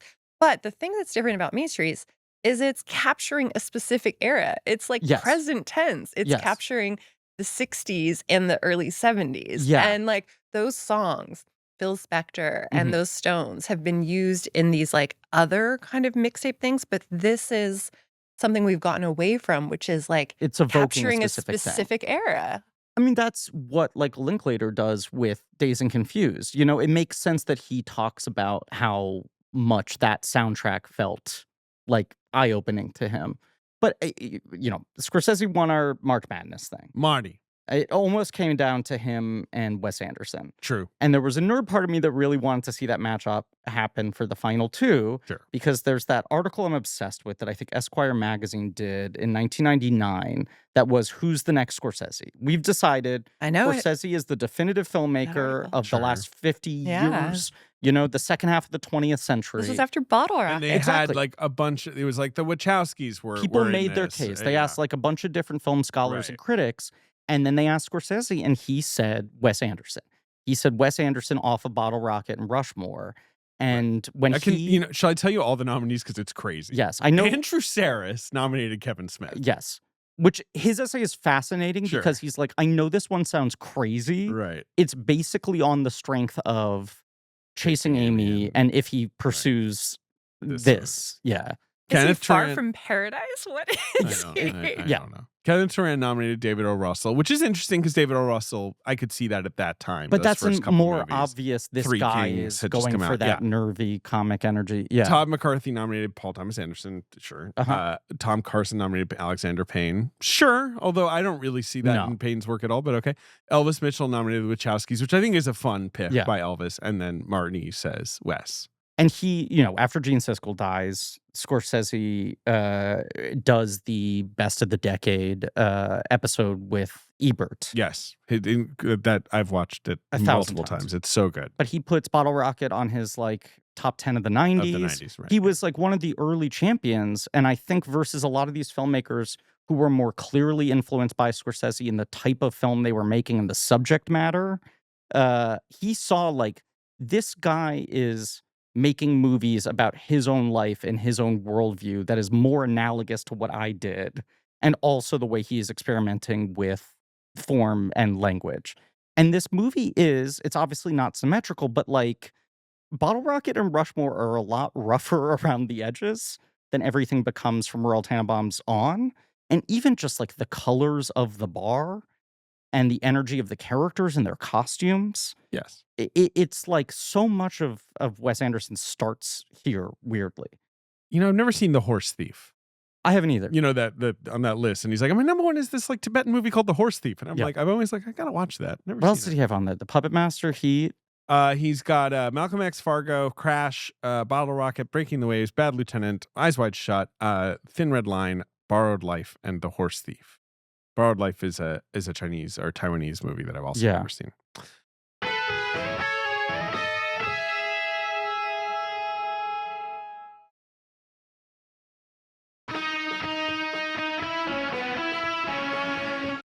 Mean Streets. Should we talk about it? Because we've talked about the production just planning. Yeah, well, let's talk about back to the what you were saying about Wes Anderson and about this as being a very personal thing. I think they're both also big fans. They're big supporters of classic films. You see those references. But they're also just finding a color and movement to express emotion That's and the big thing. biography. Right. And that's kind of what Scorsese has said about this in the commentary for the Criterion. I think from the old commentary when I first saw it in 2004 or something, he says it's hard to describe this as a film. He feels instead it's the final culmination of everything I was to do and who I am. Yeah. Yeah. There's that synthesizing of personal experience and all the films he had studied. And even you talking about him trying to study and figure out which gangster films dug in on him and which ones bounced off of him. It's there's two silos. It feels like there are the people where he's recognizing the craft. He's recognizing the formalism of what they're doing and how they're able to express contradictory things through the language of the filmmaking. And then there's the people like Fuller where it's what's going on with this guy? There's some psychology that's seeping into the movie of a personality that you cannot get out of their system, even if they're doing for hire work. For sure, but for Fuller, it was also specifically the movement. And that's when we're talking about this film, when we're talking about the difference between Who's That Knocking? This film moves. Yes. It has this dynamic, and I think he called it an involved camera. And obviously we talked about it's handheld. We've got that weird, he's got Harvey Keitel on a dolly and in some weird where he's jerry going rig. through When he's drunk, he's wearing that's it like so a harness. fun. Yeah, I love that shot. Before there was Steadicam, they invented it. This thing. But he said he was really inspired by Fuller, specifically Shot Corridor and Park Row, because there's all this Never seen Park Row. movement. Park? Yes. Are you kidding Never me? seen it. I've seen It Shot is Corridor. I've never seen Park Row. Master. Yeah, gotta my watch God. it. It's a masterpiece. I'm not a huge Fuller. I like Fuller a lot, but I'm not an expert on Fuller. I feel like I've seen 3 or 4 Fuller I movies. want to hit some What a more loser of those I am. thriller Fuller blank blind check. spots before Shutter Island. I've seen Shot Corridor, Naked Kiss. Obviously, I've seen Big Red One and the later ones. Yeah. But okay. So Park Row, it's Park Row's an early one. I love Park Row. I used to work on Park Row. yeah. It's like a newspaper movie. I assume. It's totally a Yeah. newspaper Right. movie. That- It's that's where the the newspapers newspaper used to movie. It also has, okay, we'll do another thing in there. It also has, I would like to do a review of that film just listing all the classic cocktails because there's so interesting. many. Anyway, it's a great movie. Yeah, so it was, again, for Fuller, it was the movement. But hiring a documentary DP and Scorsese also having come off of being a cameraman himself on Woodstock, where he's holding a camera and feeling that urgency of fuck, something's happening here. Can we catch it in time? Yeah. It feels like the movie has that energy despite being a scripted film Yeah, of the camera being worried it's not going to catch the thing. Yeah, I mean, he was editing docs, the Scorsese was, so it totally makes sense that Right. combination of that. But it's interesting because this guy, I don't know, it was I saw an interview and he was talking, they were asking him about like the lighting setups and Mhm. stuff. I just get the feeling that Scorsese told him what to do because he was saying, "Oh, why the red in the bar?" And he's like, "That's just what it seemed like to me." I'm like, Like hellish. "You liar! This is totally Marty. This is Duel in the Sun. This is yeah. the red shoes. This Right, is right, like Gone with right. the Wind. This is But Marty." I do also agree with him that that's how bars feel. If you take a Yeah. picture in a bar, it might not look like this, Yeah. but that's what it feels to be inside a bar. No, it's true. It's also the movement and the energy of the movie feels like versus Altman, who's like, a god for me. But what I love about the Altman tracking shots is they do feel like a god telling you this is the interesting thing. You Yeah. might not be drawn to this at first, but I'm slowly going to push your focus over here. Mm. Mean Streets is like a panic of, can this movie keep up with its characters? Yeah. You feel the urgency and also the stress of they might be moving too fast. They might leave the frame. Well, and Charlie is so alienated from, or is it so increasingly alienated from his only world, Mhm. which is these bars and these streets, these Yes. mean streets. And like, I think it's just like shots like the dolly shot just are so good at making him feel a little alienated or separate in a way. Like it's so, Yeah. and just then the calm of the church. Like I would hang out at the fucking church. Like if I had to grow up in It Mulberry looks Street, nice. Sure. it's quiet. Yeah. Right. It's just like, okay, finally I can like read a book and sit down. Also, Scorsese's like a kid where the asthma is so bad that it's like, if I get in a fight, I might die. Like if Little someone Marty. punches me the wrong way It's and not- it takes you a know, while for someone to pull my body up, like, it's in the doc and it's in all, it's like he was born in Flushing, right? And they lived Mhm. in Queens, and then they were kicked out of Queens because his dad like got in a fight with the local like mob. and right? in the doc, he's like, that felt like being It's kicked out of paradise. Yeah. And like you could like It you was feel it Paradise in this Lost, movie of yeah. just like, I just want the wide open streets of Right. Flushing. It's like, How do I still survive? an urban environment, but I long for like the relatively open skies. Yeah. I mean, and obviously, that's not a plot in this movie, but like the way he makes New York feel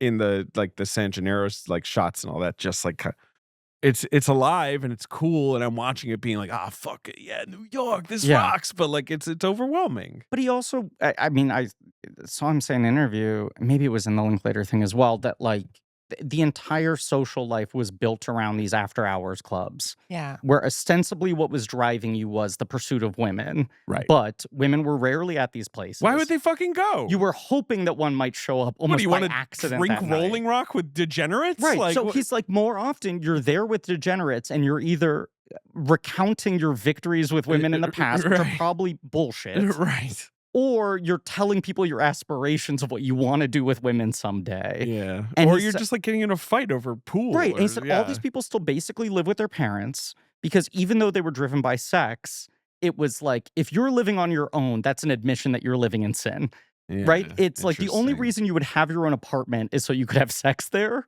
which is a thing you like Sounds pretty can't cool. do. Even if you're talking about it all the time, you can't be that visible about it. And like he was like, the guys who moved around the corner. Yeah, like sure. the idea of moving to the village. Well, it's the old joke of like you bid your mother tearful goodbye and give her a big hug, and then you move downstairs. Right. You move to the apartment downstairs. And the implication is you need your own space, and maybe it's more you need private space because the work you're doing is violent and unseemly and you need to hide that from your parents, but also they're close enough that your mom's going to fucking come over and make your bed and do your laundry. You're still basically, it's like living in their garage, Does Johnny Boy just need money because he's a gambler? Like that's where he's blowing his money? Yeah. I think so. It's yeah. mostly just that, right? Like it's just Right. like on the horses or whatever. because he's always trying to get ahead. I know. It's But tough. but there's no end goal. Like it's important that Right. he's Johnny not, doesn't want to like open a barber shop. Right. He's not, what my dream is to someday make enough money that I can move to Boise, But he doesn't. There's a he farm can't I wanna dream buy. because he just doesn't Yeah. see Yep. any path forward. His friend's a business owner, right? Right. Yeah. The other one's working for his uncle. The other one is like, I guess, making his way up as Yeah. far as being a maid guy, and he's just kind of stuck. He's the loser of the group. Like the Carradine bar fight, right? That basically plays out without dialogue largely and is like brother actors and ending in Carradine a on death. carradine Carradine on violence. Carradine action. David and Robert. Yes. Right. Yes. And that's what these guys Recently died, Robert, right? R.I.P. Yes. Yes. But that's what these guys are witnessing. And it's like, so right, at any fucking moment, a guy can just walk in here drunk with some petty grievance and shoot you and it's over. Like, what's the fucking point? There is that, like, even if you're trying to stay clean out of this stuff and you're not becoming a made man or working, your adjacency to these things puts you on, like, the battlefront to a certain degree. And Scorsese said that that scene is based off of a thing that happened at one of those clubs in his 20s. And he was like, and we went to the other club that night. But it was like a coin flip. There were two places that we went back and forth to. And we picked the other one and then heard the next day, did you hear some guy just came in, he got drunk and he was upset and he shot that dude. And that guy's dead. And it's like, it could have been us by the difference of like which block we walked down. Are we in trouble? Are we off course? No, No, we're this fine. is what this podcast is, No, for I better mean, like, or well, worse. also, like, what other big scenes should we be talking about? Because again, this is not a film with a very, very, Let's talk. heavy plot. Let's talk about just how personal it is. Like from the very beginning, we have like a scene about German lenses and Jap adapters. Like Yes. we've got Super 8 footage. We've got it's so about Marty. I love the Mook scene. The Mook scene, there's a fight that he witnesses at a bar, which is what happens in the movie. And it starts with the bartender called me a mook, and everyone starts fighting. And then The Mook. someone says, "What's a mook?" And the guy's like, "I don't know." Yeah. What's a Mook? I looked it up. Like, what is it? It means big mouth. Big? Is it? Yeah, Okay. it's like Neapolitan, like sort of slang for like talking too much. Big mouth. Yep, Interesting. Yeah. There's a Reddit thread Mhm. that is like every possible iteration of like they're Of like Mook. did Scorsese invent it or where did it come from? And it obviously goes somewhere, but it's According to Marty, he later realized, he didn't know at the time, Right. that it's Neapolitan. Yeah. And he is a Sicilian. The Sicilians and the Neapolitans always hated each other. And Neapolitans, Naples. And like, it was a Neapolitan word for like a loudmouth Sicilian, a mook, like mucca. I mean, it is that thing. And I've learned this a couple times, unfortunately, on mic on this podcast. But as someone who was raised on like Bugs Bunny and like old comedy shit, I was like so obsessed with all this slang of mid 20th century guys. And then you unpack it and you're like 9 out of 10 are like racially charged. yeah. Like all these sort of up yours names that the wisecracking characters will throw at people. But you're right that people don't even understand what they're saying. And it's like yeah. they're throwing these Molotov cocktails and not quite sure what the impact of them are. Look, you brought Wes Anderson. One of my favorite sort of generic unknown racial epithets is when in Royal Tenenbaums when he's like, "Did you just call me Coltrane?" Yes. And One it's of just the like- fucking funniest things Right. is in any Wes Anderson movie ever. It's so good. But those kind of things where you're like, is that racist? It The way feels that Hackman bad. reacts, it feels pretty racist. Right, Yes. Right. No, it's so great though. But I love these sort It's of so like funny. it Yes. sort of abstracts some of the language we use. But I have to say, I did say it was about racism. I do want to do my due diligence and say that Mean Streets was the first film to be rated by CORE, the Congressional Congress on Racial Equity. Really? Yeah, it was the first one, and it was declared extremely offensive for its Black perspective, and because of the stripper and the policeman who's like takes a Oh, bribe. sure. And like I don't know if I agree with that. I mean, I would say. I mean, I really do think it's about these like these unknown racial epithets. It's about racism. It's about like that with morality. But I will say what I do find really offensive is the gay couple. That's just Oh, sure. bad. That's, I mean, Yes, like, that's and just that bad. must be so far from Marty's understanding at this point. Yeah. I'm trying to think of gay characters in Marty movies. Well, so we should call it De Niro's father was gay. Gennaro's father was gay. Yes, that's another fascinating part of it. I don't know how much that's being discussed at the time. No, Right, but that's what yes. I'm saying. Like, De Niro does have a model in his life, and obviously he was married to a woman at one point. He was out later in his life, although it was sort of more quietly. Who knows what De Niro knows about his father at this point, what his father self-identifies as and whatever. But his father was a man he lived with who was a more realistic, version of a West Village artistic homosexual man in the 60s, 70s. And this movie presents what like feels like the most kind of laugh-in version of that character. Totally. Wait, sidetrack. Do you know his mom dated Manny Farber? No, De Niro's mom? Yeah. And like when they were just like, bohemians in Yeah. the village and stuff. So I had said that this was like the termite, like to Mhm. The Godfather. So that's like Manny Farber is one of the great film critics, and the whole termite versus white elephant is him. And I guess Manny Farber came up to he really liked Mean Streets. I don't know what point he reviewed it, but he really liked it. At one point, he came up to De Niro at a party and was like, I remember you when you were a kid in like 14th Street. And De Niro just ran away. Wow. Yeah, because I guess his parents split up pretty early, right? Yeah. Yeah. I think there's something too of like, what? I guess these guys would be like third generation Americans, theoretically. These guys? Yeah. Like that Second? their Yeah. their grandparents came, you're saying. Their grandparents Yeah. immigrated. Yeah, I Right. know what you mean. Their grandparents immigrated I- probably with their parents as young adults. Yeah, I mean, well, Marty's parents were. Well, Catherine was born in New York. Yeah. I forget about the dad. Yeah. Charles.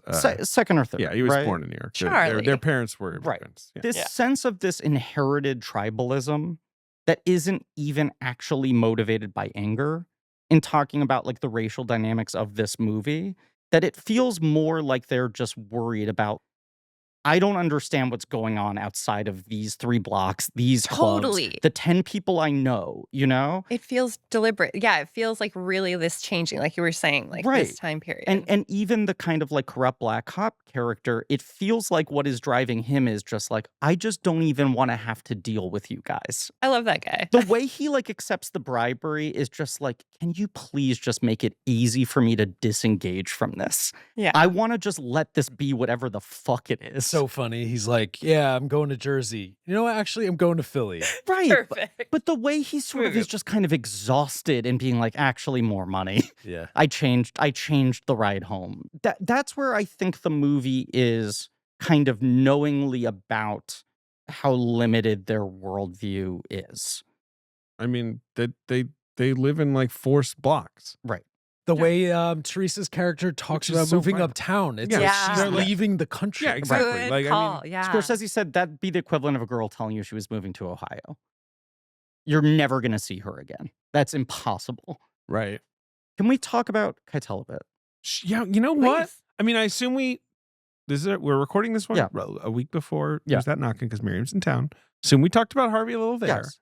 But Harvey, very important. From this moment on, now that he's discovered De Niro, Keitel becomes more of a stock company player, and more often he is presented as It's a villain or true. a rival. Like he's in Alice, Yeah. and Taxi Driver. But he's right. He's a But fucking he's small. pedophile pimp and taxi driver. He's literally Judas. But between Taxi Driver and Last Temptation, he doesn't work with Marty. Right. And then is there anything between Last Temptation and Irishman? I was trying to remember if there was like one thing. Maybe not. It feels like every time he uses him after that, other than Irishman, which feels like a kind of like, isn't this nice to put them all at the same table again? I know. The other ones, it feels like what he's using Keitel to be like, I want to show that this guy has range. Right? Yeah, I want to test him and put him in a different light.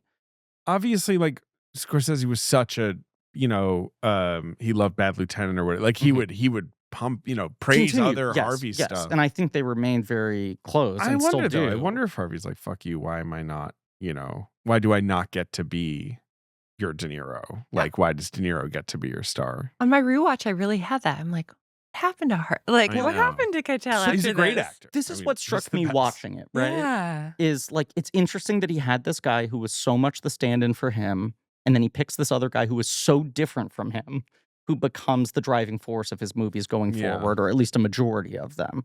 And then you look at the filmography and you're like, all of these movies are personal in that they are explorations of the things that clearly Scorsese wrestles with constantly, but his movies no longer, past this point, really feel like they're about characters that reflect him.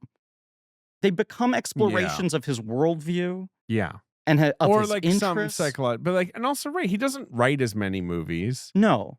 And when he does write, it's often adaptation, like something like Age of Innocence or Yeah. like Gangs of New York. But I wonder if part of that is him recognizing in the sort of like the forcefulness of what De Niro is able to do as Johnny Boy and putting a character that sort of exciting, that much of a wild card into the mix, that he's like, I'm kind of a passive protagonist.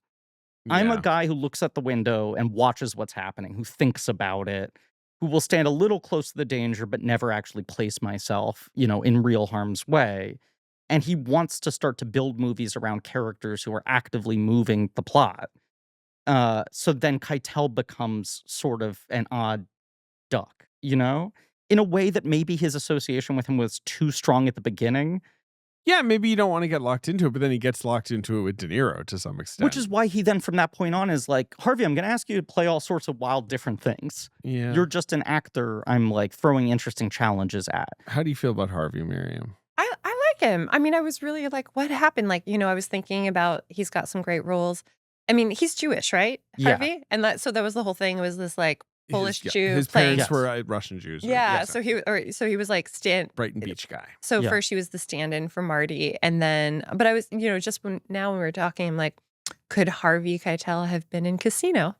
Totally. Like 100%. in either role. Yes. Yeah. I mean, it's interesting. Like Harvey Keitel is a good actor. Yeah. If he's in a movie, it's usually good. Yeah. I mean, his performance. He's in lots of bad movies. Like, I mean, he just was one of those guys who I feel like just made Sure. 5 movies a year for 30 years, right? Like Yeah. the 80s and 90s, like he just says a zillion credits and he can do big Yeah. or he can do restrained. Like, he doesn't feel like an egotistical actor to me. I there's a part of it, and some of this is conjecture on my part, right? But you look at him in like the 70s and the 80s, you look at the stuff he did with Toback, which is very Tobakian, Of course, yes. It is that he, for a while, I would say until the 90s, really wants to be the lead or the co-lead of the movie.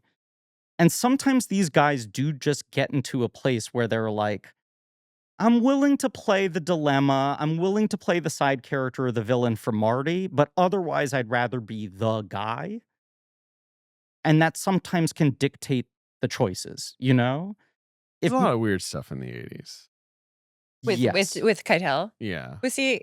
When was Piano? Was that the 90s? 93. I love that performance. It's a great Right. performance. We've talked about a fair amount of 90s and 2000s Keitel. Right, because we've done Campion, so there's Yes. multiple, Campion performances from him. What Yes. else have we talked about? Well, of course, we did the National Treasure movies on Patreon. Probably his 2 finest performances as Guy Behind Desk.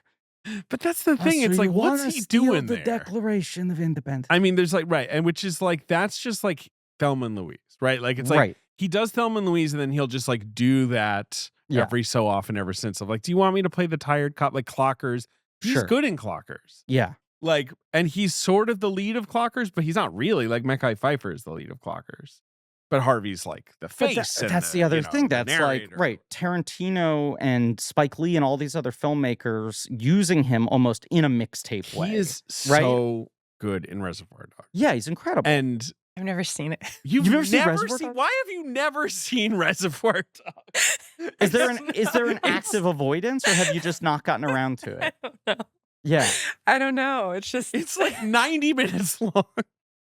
They play it in rep cinemas constantly. And bars and like exactly. Keitel well, is incredibly good the in it. whole thing with Reservoir Dogs is like Michael Madsen, I assume is kind of like the character that pops or whatever, and Buscemi And he's is doing being the so James funny. Dean kind of thing. Right, and Keitel is the lead, and He's the has center, this super the emotional emotional, role, and he's yeah. so good. And it's different, but it does feel like Tarantino is casting him because it's like using an impactful pop song, he becomes somewhat representational by the 90s for a lot of filmmakers who grew up inspired by the Scorsese movies.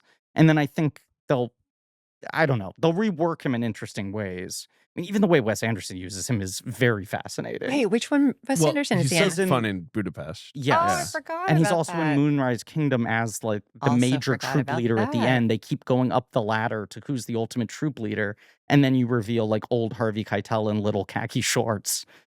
And Keitel's like, just have to say it. It's not even that he has a great face. He has one of the most fascinating skulls in history, where you're just like, who has a head like this, right? He just doesn't look like anybody else. And it's it's hard to read him. It's really kind of fascinating to watch him listen to people because you can't really tell what's going on. And I think similarly, when he talks, it sort of feels like a struggle to him.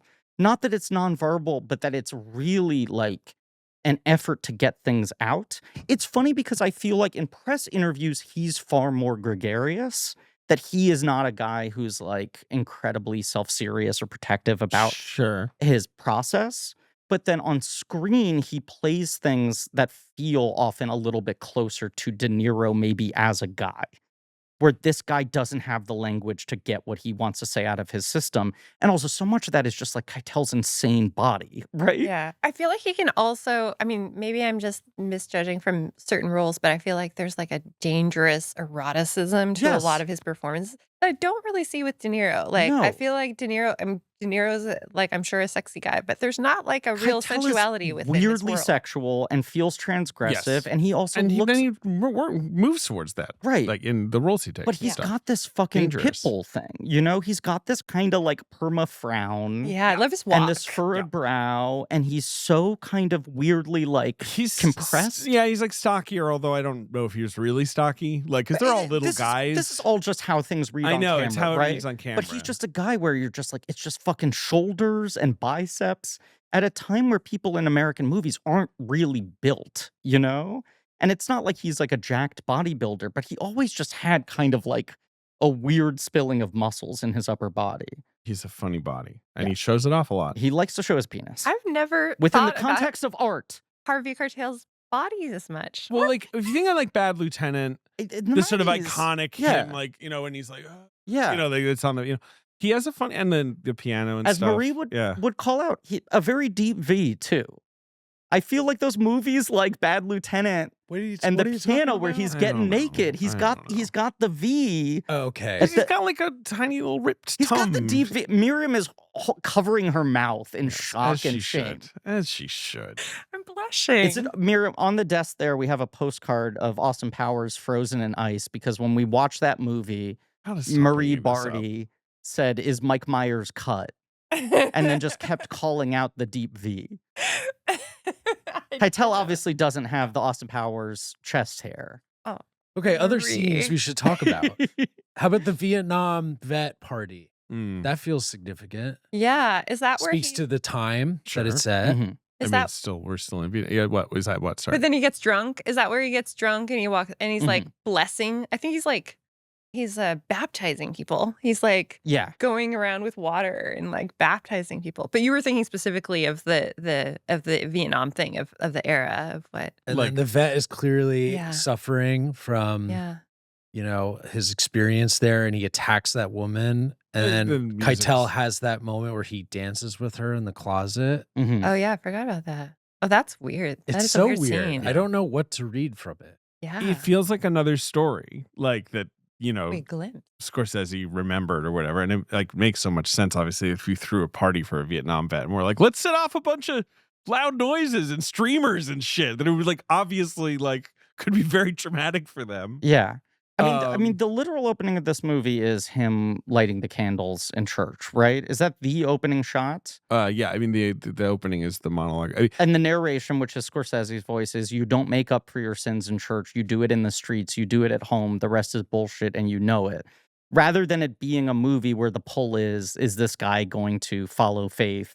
The movie's telling you up front while the guy is going through the motions and the rituals that this is kind of all, not that it's bullshit, The- but yeah, that it right. can't overpower the rest. It's actually like an impossible battle that you've already Or lost. it's not that it's bullshit. It's just that you have like all these opportunities Right. for like empathy and saving people and like and real testing of stuff. And then the real work isn't going to happen here in a theoretical space. It's going to happen in your actions outside in the world. yeah. Yeah. One scene that we didn't talk about is most of this scripted, but they would do like kind of like Yes. they would Right. do like little sessions, then add into the script. But there is one like improv scene, and it's like right The after. trash can. Yeah. Well, Yeah. Yes. oh no, yeah, that might be. But I was thinking about when they go into the back room. So when DeNiro first walks in, Hmm. it's the Stones, and it's the slow motion, and we're really in a Scorsese movie.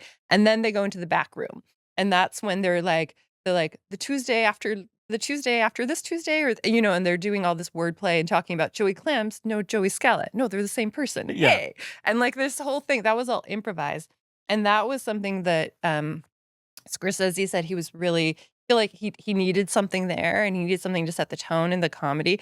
And he was really influenced by like Abbott and Costello Yes, and Who's on yes. First, Right. but also like the road movies and Yeah, Bob yeah. Hope and Bing Crosby, and this like someone always trying to get one over. But I think the wordplay is really key in The that. I one, love that the, scene. the line where he's like, which girl? He's like, my left or your left? We were on the same side. My left or your left? But it's so all good. the Yeah. same shit. It's like it's rock music, and Right. it's like old vaudeville comedy dynamics, and it's the language of how people fight with each other verbally. It's all rhythm shit. It's rhythm and word selection, which I feel like are always the thing, like the metronome that his movies go off of. David Denby, when this came out, said that Scorsese has used improvisation better than anyone in American movies so far, which is an interesting line to me because less of this movie is improvised than people think.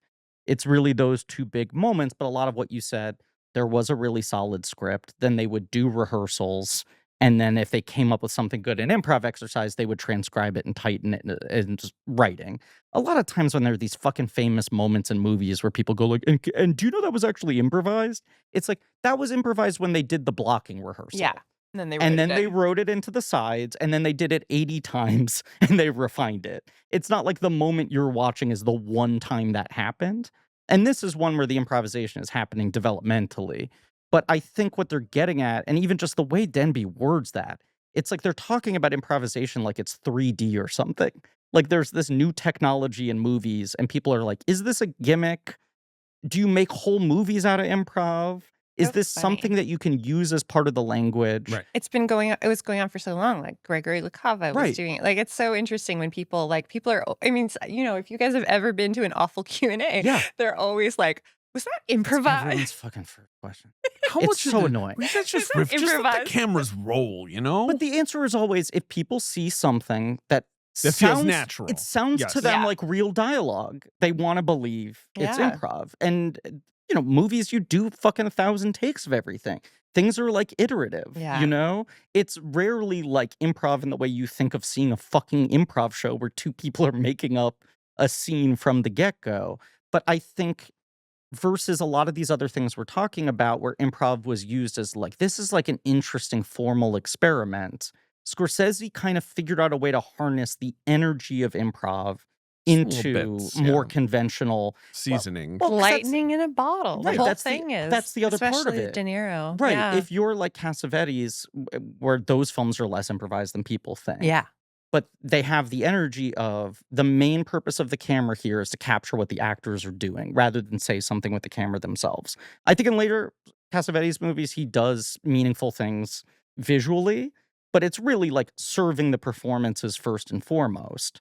And to have a movie that has improv energy in it, but also has complicated camera moves, has like 3-minute traveling shots through an apartment and things like that, is where people start to feel like, oh, improv isn't an either or thing. Once all these conversations just fucking cycle themselves. Mm. But it's like what kind of kills the American comedy movie in a way is they all felt really stagnant and high concept, and then improv comes in back into them, and people enjoy that these movies feel riffy, but then they all start to feel really visually static because they need 3 cameras running at the same time to get what actually is a real improv riff.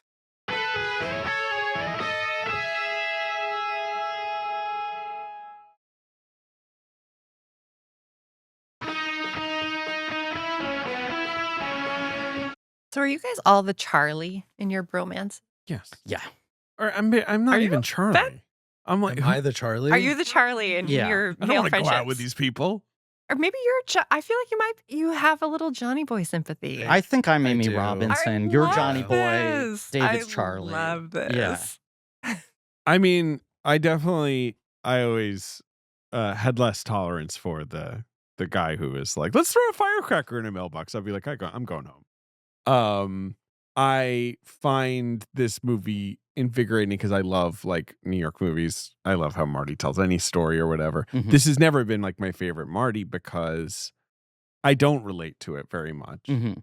But I love this movie though. I got no beef with this movie. This is a big movie for my mom. My mom loves this movie. Why does your mom love it? Because She's a New York. girl. Like, you know, like, I don't know. I think it was probably, this is 73, so she was Yeah. 22. Yeah. Like, you know, she saw it at the right time and it was thundercrack kind of movie for her. Like, the later Martys are too fucked up, I think. Stuff like Taxi Driver. Like, she's seen Taxi Driver, Right. but like, she's like, but those are so dark. Like, and those are so violent. Mean Streets is sort of the appropriate amount of violent. It is fascinating too, where it is a movie where even living 50 years past its release date in a media landscape that is like permanently influenced by what this movie does, you feel like you're watching The Big Bang. It Yeah. doesn't, you understand that what you're seeing is all of these things starting to crystallize for the first time. Everything he's synthesizing together and what he'll do in the rest of his career and how other people will be influenced by it. Like Bonnie and Clyde feels that way to me too, where even if you've seen all the movies that come after it, when you watch Bonnie and Clyde for the first time, you're like, I can tell this is them breaking the sound barrier Same in with certain this. areas. Totally. You're right. And there's stuff like MASH, which for how much MASH. I love Robert Altman, that's a movie that I think like you cannot watch without context of what it was coming out of and actually fully understand it, because so much of what people like my father who saw it in 1970 and were like, this is just, no one talked like this. Stories weren't structured like this. When you watch it now, it just feels kind of sloppy. And there's stuff in MASH that I think is incredible. There's stuff in MASH that is beyond retrograde. Sure. I haven't seen MASH. But there's in also 20 a years. lot of it that's just kind of mushy. And you're like, Mashy almost. Well, David, 5 Well. profundity points. But at the time, every single thing people were seeing was, that's never been on screen before. Nothing's ever felt like this. It's never sounded like this. It's never looked like this. And Mean Streets still has all of that power, even though we've seen everything it's influenced Yeah. after. It also, I feel like, your mom was the right age, like 20, 22 or whatever. Yes. Like, it's just so captures the like in jokes and language of a friendship group in your like late teens and early 20s, Yeah. doesn't it? Of course. And though I never worked for the mob, nor hung out at Italian American social And clubs, say that again. Let's make sure I we have never that on worked the for the record mob then. yet. My phone number is 123-456. I never yet is a funny sentence structure. They want to call me and offer me a job. I have never, and I mean never, I would worked like for one the of those mob jobs, yet. and I may be telling tales out of school here, Mm. where you do not show up to it and get the money anyway. A no-show job. If they give me one of those, please. Like a mob desk job? No, a no-show job, like the whole thing the mob does, where they're Sure. like, we run this union now, and you're gonna have 5 extra salaries. Oh, I wonder yes, if the yes. mob is in on podcasting yet. What? I'm in the audio business. What do you want from me? Oh, it's a legitimate business. I make Hey, I talk audio. to my friends. What do you want from me? I make audio go boom. I turn heads into gum. Oh boy. Wow. I was looking up letterbox logs for this movie, and Okay. there was one from Paul Schrader from 2019, the Before Times, where he just wrote all caps Mean Streets. Watched it tonight for the first time in almost 50 years. I'd first seen it in rough cut. What struck me most was how well I remembered it, line for line, scene for scene, needle drop for needle drop, and how in place Marty's aesthetic was. I was tempted to think, quote, this director's been watching a lot of Scorsese films. Way back Right. then, I knew it was very good. I fancied myself a film critic after all, but I didn't realize it was a fucking Roman candle. Perfect. The That's a good Roman way to put candle it. thing Yes. really stuck with me. Because it Yeah. is not, a movie with like this very clear direction to it. It is Right. firing off in all directions. And yeah. he wasn't seeing it for what it was at the time, because also he was part of the movement that it was coming out It's of. so He was funny that- happening. I know. It is so funny that Schrader and him and Scorsese like start working together, because like Scorsese's like the Catholic thing versus Right. the Calvinist thing, like Yeah. very different approaches to religious sort of guilt Yeah. and fervor. And Yeah.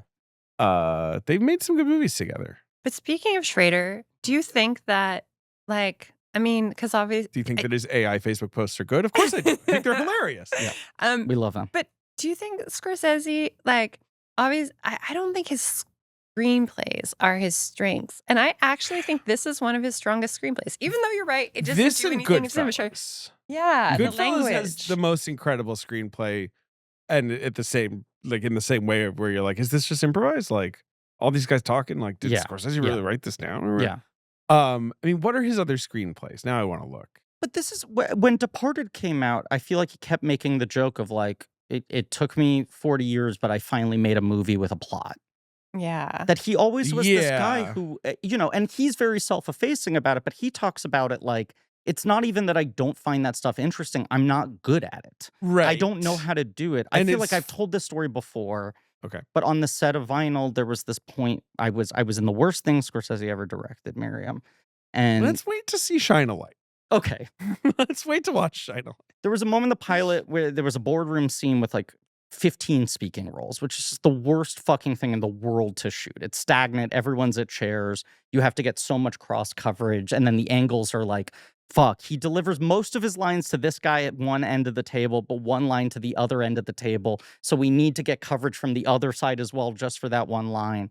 And he comes in and they're like, Marty, what should we get next? And he stands there and he's sort of muttering to himself and he's like pointing and doing directions. And he's trying to figure out the math on like, what coverage are we still owed? What do I need? What would help me? And he just looks up and he goes, I've just never been good at this stuff. Right. Okay, so his scripts are Mean Streets, Goodfellas. Wow, no screenplay credit between those two movies. Yeah. Age of Innocence, Casino. Yeah. Yeah, it's like, and then like Silence, Killers of the Flower Moon, like more recently. He's also obviously very hands-on with his Yeah, of writers course, of are his closest friends, his closest collaborators. He works with the same people often. Jay Cox and It's years and Eric years of Roth. development. Yeah. Cannavale was like, Marty, what the fuck are you talking about? You're Martin Scorsese. You know what coverage you need. And he was like, I just don't have a head for that. And you realize, not that he's being like falsely modest, but much in the same way that like the anxious camera work is a byproduct of we don't have time to set up multiple shots. That a lot of his language comes out of like, I'm just not going to do the stuff that doesn't come to me innately. Yeah. I'm going to go to the stuff I feel like I can do better than anyone else.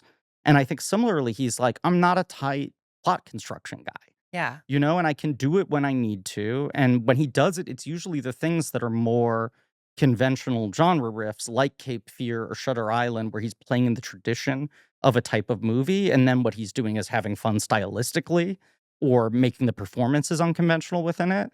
But left to his own devices, it's like what he likes is finding a world. What he likes is like digging into the corners. What he likes is exploring every little sub dynamic. But he's not someone who is into, I think, tight story construction.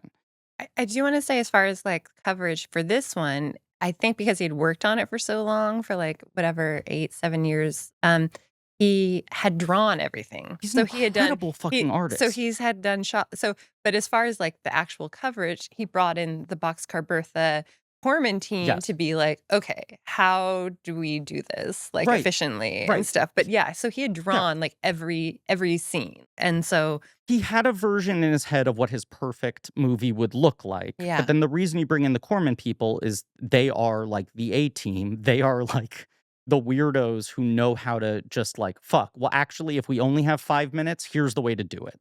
Like they exceed under pressure. Right.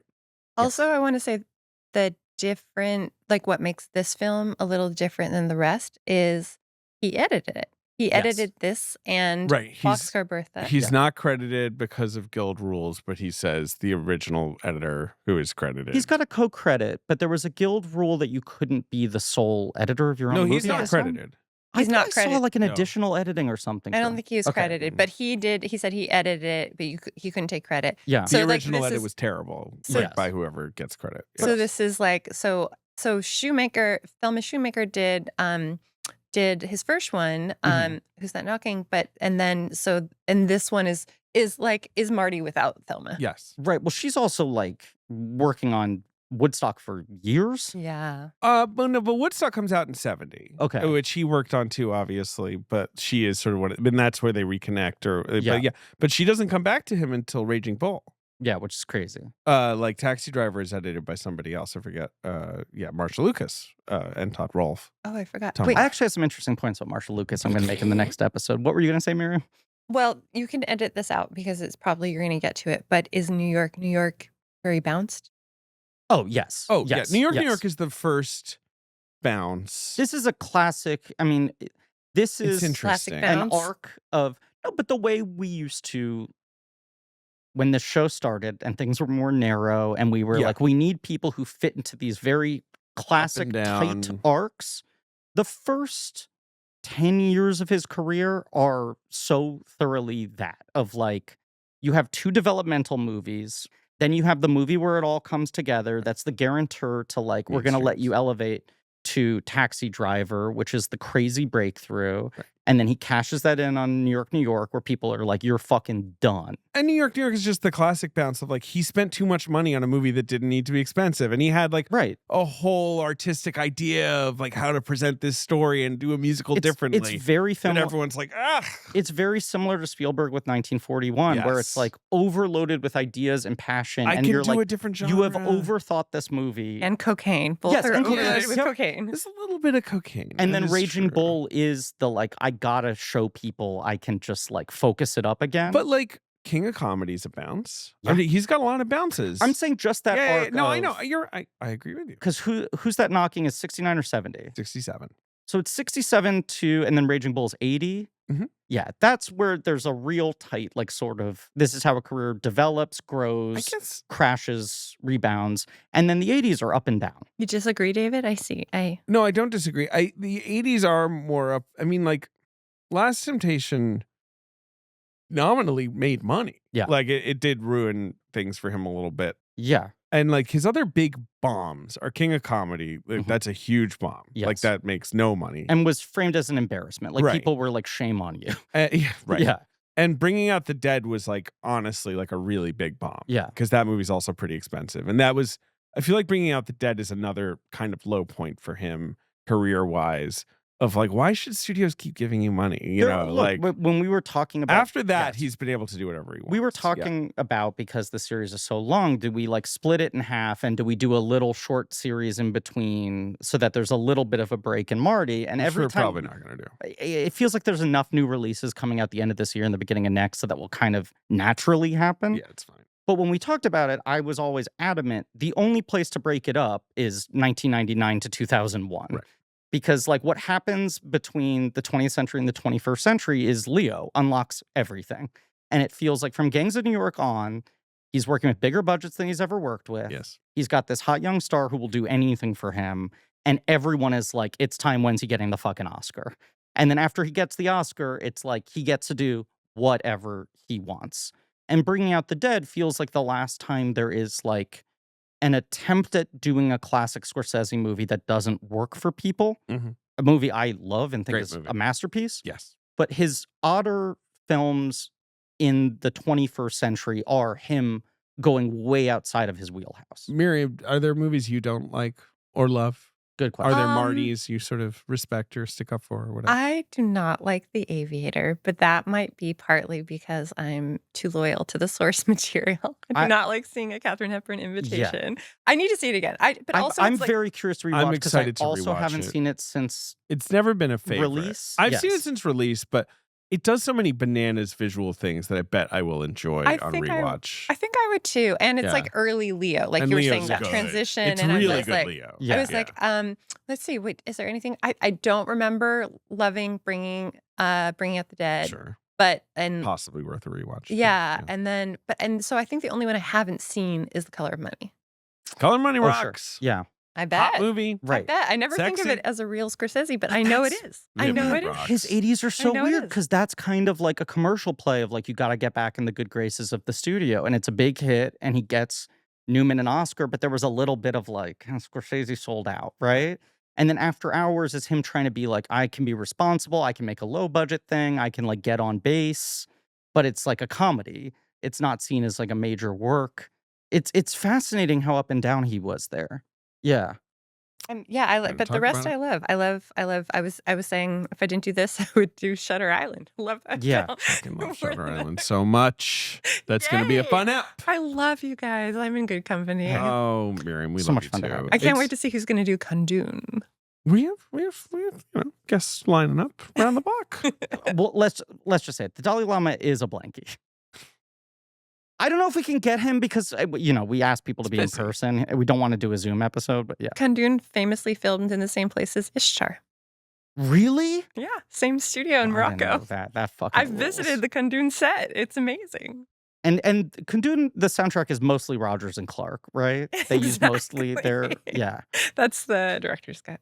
I've never seen Kundun before, and I've never seen Oh, Last really? Temptation. I'm very eager to see You've both. never seen Last Temptation? Never seen it. You. Temptation is amazing. Yeah, it's the best. I Yeah. just rewatched it, which caused our fans to go insane, being like, they're recording out of order. I was like, nope, I rewatched it, not because of the podcast. Yeah, let us watch movies. Let me watch my please. movies. Please let us watch movies. Let's do the box office game for Mean Streets, which came out. And I should actually, before I do the box office game, I should just note its release. Mm-hmm. It premiered, kind of a surprising choice here at the New York Film Festival. Huh.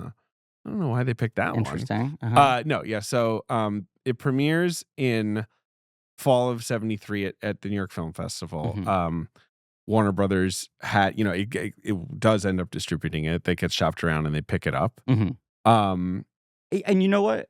In that Linklater thing, Scorsese was saying they showed it to Columbia, maybe, and they passed on it. They showed it to a different studio first. Paramount, thank you.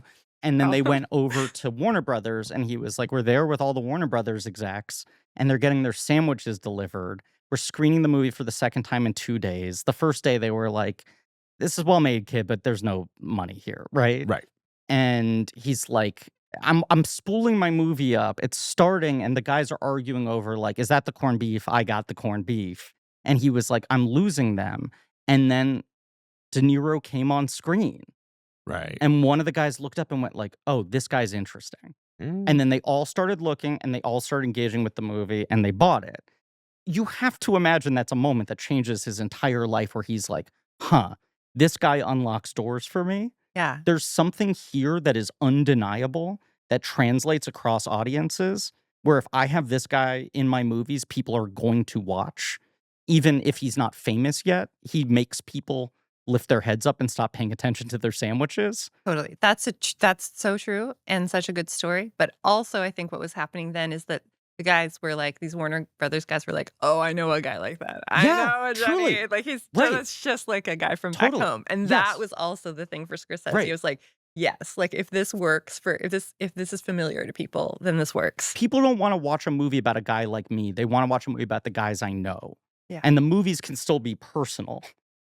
But yes, if I can put those guys on screen, I really have something. So the release strategy Scorsese was not very happy with. Mm-hmm. Warner Brothers didn't really know what to do and was against them opening in New York because I think New York Film Festival was not really as glitzy back then, maybe. No. And they had no idea how to sell the picture. I mean, it's funny because the poster's so iconic. Mhm. But don't you think? I Yeah, mean, yeah. it's such a famous poster. Yeah, but they don't have stars yet. No. Yeah. The Exorcist is coming out around the same time, Mm-hmm. although it is not in the top 5, so that's not a spoiler, thank God. Okay.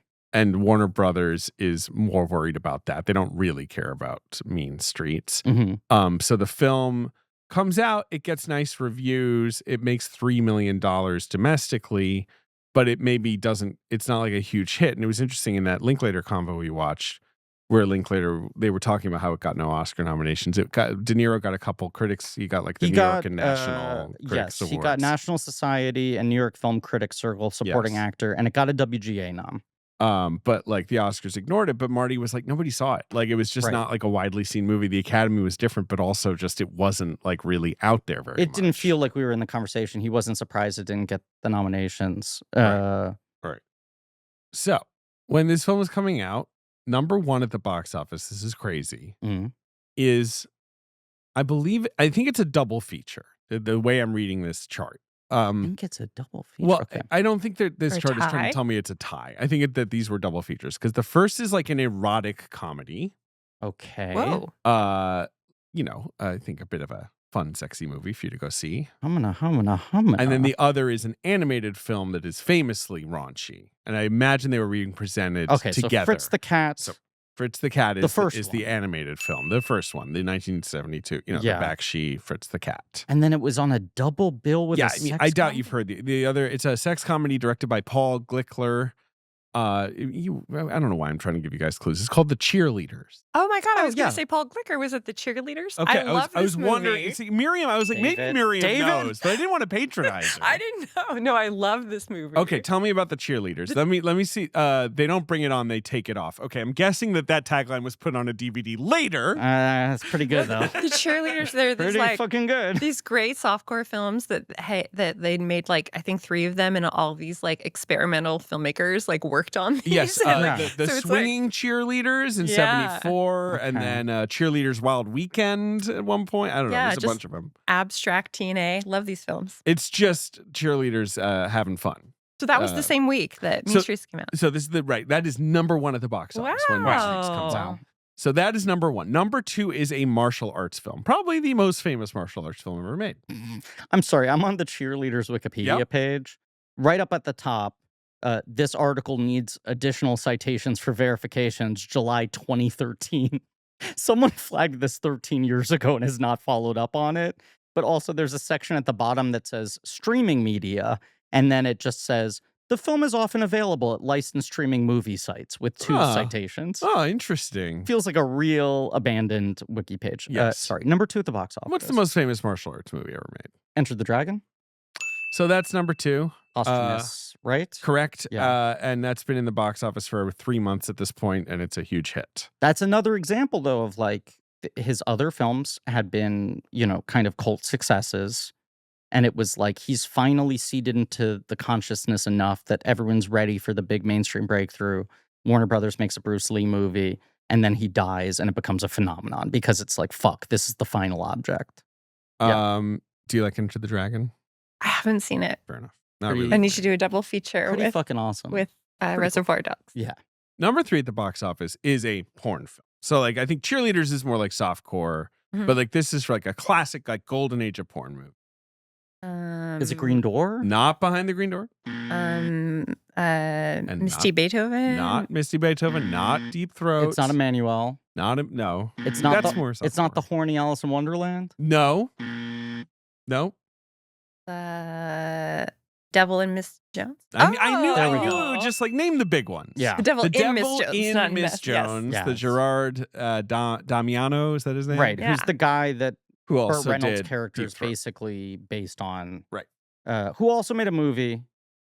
So I apologize in advance to all of our listeners and our guests. Let My Puppets Come. Wow. Uh-huh. Gerard Damiano made a puppet porn film Wow. Yeah, That- My Puppets Come. that I've was never- not presented as like, this is like a parody of porn. It was like, do people want to jerk off to puppets? Wow. And so the parody, the title is a parody of Let My People Come. I'd And like, instead it's just horny puppets. I'd like an apology as well. I own it on Vinegar Syndrome Blu-ray. Didn't get the slipcover. I It's need to just- speak my truth. You own it? This movie It's made an interesting artifact of film history. I'm not saying I get my rocks off watching it. I don't look at All right, puppets Griffin, that way. Griffin, relax. He bought it for the liner notes. Friedkin calls It's a Devil really and Miss good Jones, essay in the book. says Devil and Miss Jones is the best like porn movie of that era because it like has a plot. I saw it at Bologna at this film festival Sounds for fucking great so far. restorations. It was Yep. it was weird to watch a film with like, all these like academics and stuff. But It is right. it was weird, but no, it's a good the one film. I've seen it. She kills herself, Mhm. and then like the devil, right, is like, or an angel or is basically like there's like you can earn your place in hell by being a horny lady on earth. Something I think Something so. like that. There's sort of a celestial element to it. Yeah. The Cheerleaders has a better plot where like if you want to win the football game, you have to like outfuck the other team. Right. I mean, look, we love a good plot. It's good. Let My Puppets Come has a plot. Owing a mob boss $500,000 that must be paid within 24 hours, a group of executives come up with ideas for and films a pornographic movie, but the characters are puppets. It's kind of I watched the movie for the story. course. That's what I watch it for. Number 4 at the box narratively. office. This is a crazy box office because it's all kind of like, undergroundy kind of movies. Is like a Chinese action movie starring the female Bruce Lee as she was billed. Oh, is this? Fuck. Sorry, tell me. The actor is called Judy Lee. Yes. The film is called Queen Boxer. Okay. Yep. And I've never seen it, but she's like a kickboxer who's taking revenge or whatever. Yes. And that's number 4. That's new this week. And then number 5 is, well, it's a film that you just told me that the director wanted Marty to be in. Let My Puppets Come. This was another thing revealed in the Linklater thing that American Graffiti is basically filming the same time as Mean Streets, and that George Lucas wanted Scorsese as an actor in the film to be the leader of the Pharaohs, he said. In American Graffiti, which of course is one of the biggest hits of 73. Right. And he said, George, I don't even drive. I'm from New York. I'm not a California. We kid." should note, of course, that Marty is in Mean Streets and does shoot Robert De Niro in the neck with a gun. Yeah. Nice work if you could get it. We didn't really talk about the ending, but the ending is so fucking insane. Like, Yes. it really... I love that you just don't know what happens to Johnny Boy, or really to any of them. You know that they're Anyone. making it to the hospital. It's the other part that was making me think of Mikey and Nikki, that it just like the big dramatic burst of violence happens and the movie ends like immediately. And then you get your other clip. You get the big heat when the wife dies. And like, it's so devastating. So you're like, I don't know. And When the they're weird on- music, that's such a crazy ending. What were you going to say, Ben? When they're on their way to Brooklyn, I wrote down this really funny quote from Keitel. Do I know Brooklyn? Do I know the jungle? And I just love that at that Yes. time, Yes. Brooklyn, all of the outer boroughs were truly just like no man's land Yeah. It's for not people even- in Manhattan. It's not even that. It's just you don't leave your place. Right. Sure. You I- got your spot. This is your neighborhood. This is where your people are, you know? They filmed it in Brooklyn. I mean, it took place in Brooklyn so they could film it in LA. Yeah. I think David already talked about that. Yeah. Yes. So How long has American Graffiti been out at this point? American Graffiti's been out for 11 weeks. Okay. So, Wow. 3 months. Quite astounding. So other films, a reissue of Clockwork Orange is number 6. Okay. That's obviously a couple years old at this point. Mhm. A reissue of Camelot, the musical, Mhm. is at number 7. And a reissue of The Last of Sheila Oh, sure. with Richard Benjamin is number 8. Yeah. Then you have Electra Glide in Blue at number 9, Mhm. which is, I want to just double check. You know this movie. That's like Yeah. the sort of biker movie, but it's like a sort of spoof of biker movies. A little bit. Yeah. Okay, with Robert Blake. Postmodern. Yeah. And then there's the movie Hit with Billy D. Williams, the Sidney Fury movie. Okay. That's like, it's maybe not even blaxploitation, but it's like a sort of like all black cast action thriller Yeah. from Paramount, like a big sort of actiony movie with Billy D. Williams and a young Richard Pryor. I just remembered that when we were talking about the soundtrack, I wanted to mention Michael Schultz's Coolie High, which was 2 years yes. later. Yes. And that used all these Motown songs, and that he said recently, he said like it was dirt cheap to get those songs then, and then just like right after this and that, Then is they went when out. Yeah. they were everywhere. I'm sorry, what were you gonna say? that's- No, I was just gonna say Scorsese in that DGA thing said Badlands was the closing night film at New York Film Festival this same year. Yeah, I guess that makes What a sense. year. 73. And those two guys being roughly the same age, Yeah. feeling like putting on the board new methods of like film language for American artists. And he was like, that was the one that had all the heat and the energy behind it. Like we were in the Right. festival and we got a good reception, but the energy was something incredible is happening over here with Badlands. But I guess Badlands ends up actually releasing a little bit later. It than released Mean in Streets. 74, I believe. Okay, But so yeah. but it was the closing film of the 73 New York Yeah. Film Festival. Yeah. Yeah, the big 73 movie is obviously Exorcist. Yeah. Well, I don't know what wins Best Picture that year. For 73? It's not The Godfather, I'll tell you that much. 'Cause Yeah. That was 72. It is The Sting. Yeah, it's The Sting, which, Oh. was a giant hit that everybody loved. But also is a very old-fashioned movie, not just in being a period piece, but Well, they play the feels piano like do do do do do do. They do that.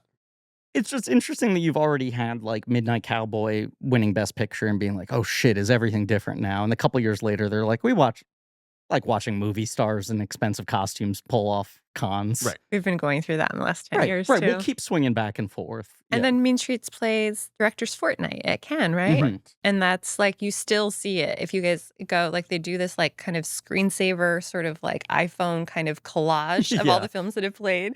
And they always play Mean Streets and Jean Dielman. And so it's an iconic Director's But Fortnight that's film. also so funny because it must have been like 6 months after the movie came out in the States, right? Yeah. But back Yeah. then, No, Yeah. totally. Yeah. So the film obviously holds a special place in Marty's heart because it's so personal, but he says he's never really sat down and watched it from beginning to end because it's too close. Mhm. And indeed, he wanted to make a sequel about Charlie living on Staten Island with a couple kids. Again, I am kind of like, and what is the story of this film? Uh-huh. Like, it can't just be Charlie hanging out. Yeah. Like, James- does Johnny Boy come back? What Well, do he's you- I mean, dead. You're talking Robo Johnny Boy? Well, you don't know that he's dead. You don't know what happened. Yeah. Like you see, he gets shot, he's bleeding out, and he like runs into the street. You Mhm. assume Johnny Boy is probably not making it, but like I've heard him say that nobody dies, but that they Interesting. can never go back. And like that's how Yeah. he reads it, is that they don't die, or Right. maybe we don't know, but that that if they he survives they it, can't he go needs back. people basically to think that he's dead. or at the yeah, very least. they just Yeah. can't go back, and so they're Yeah. exiled. Yeah, and that's stuff. interesting. Yeah. Instead, Warner Brothers, who had released this film and found him very promising, Right. threw him "Alice Doesn't Live Here Anymore" as a come- challenge. right, which comes out basically like 1 year later. Like Yeah. so, it's like he goes right to that, and whereas I assume Taxi Driver. Well, but that's Schrader's thing. So like I don't Yeah. even know that he's like nursing Taxi. Like it's like I don't think after this Scorsese's like okay, and now No, New York. That was the I thing. guess that's the I next saw an fixation interview. for I him. read an Right. interview, and he's Right. like, the next thing on his mind is New York. I Because need to again, it's another yeah. genre. I He- did the gangster film. Now I do the musical. he knows it's going to take a lot of money and a lot of production resources to put that movie together. He Yes. needs to play the studio game, Right. to be able to be entrusted with. Because those it's the things. only game back then. Yeah. And like it's funny because it's like, all right, so Jaws is what, 75? Yeah. And American Graffiti is 73. Mhm. De Palma's like Sisters is what, 72? Like what's De Palma doing? De Palma's probably in the weirdest place. Yeah. Because what, Carrie's not until 78? Carrie's 76. 76. Okay. But so, all these guys are trying shit and doing exciting stuff. Right.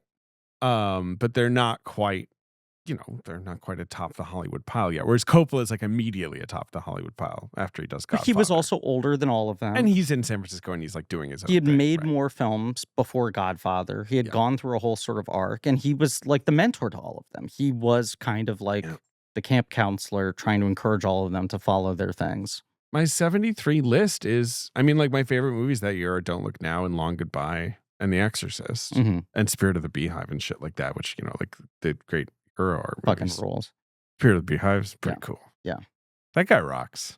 I don't know if I've seen any of his other films, actually. They're all good. I mean, he Yeah. only made like 3. Yeah. Do you like Victor Erice? Is that how Yeah. you say it? Like Erice? Also a great band.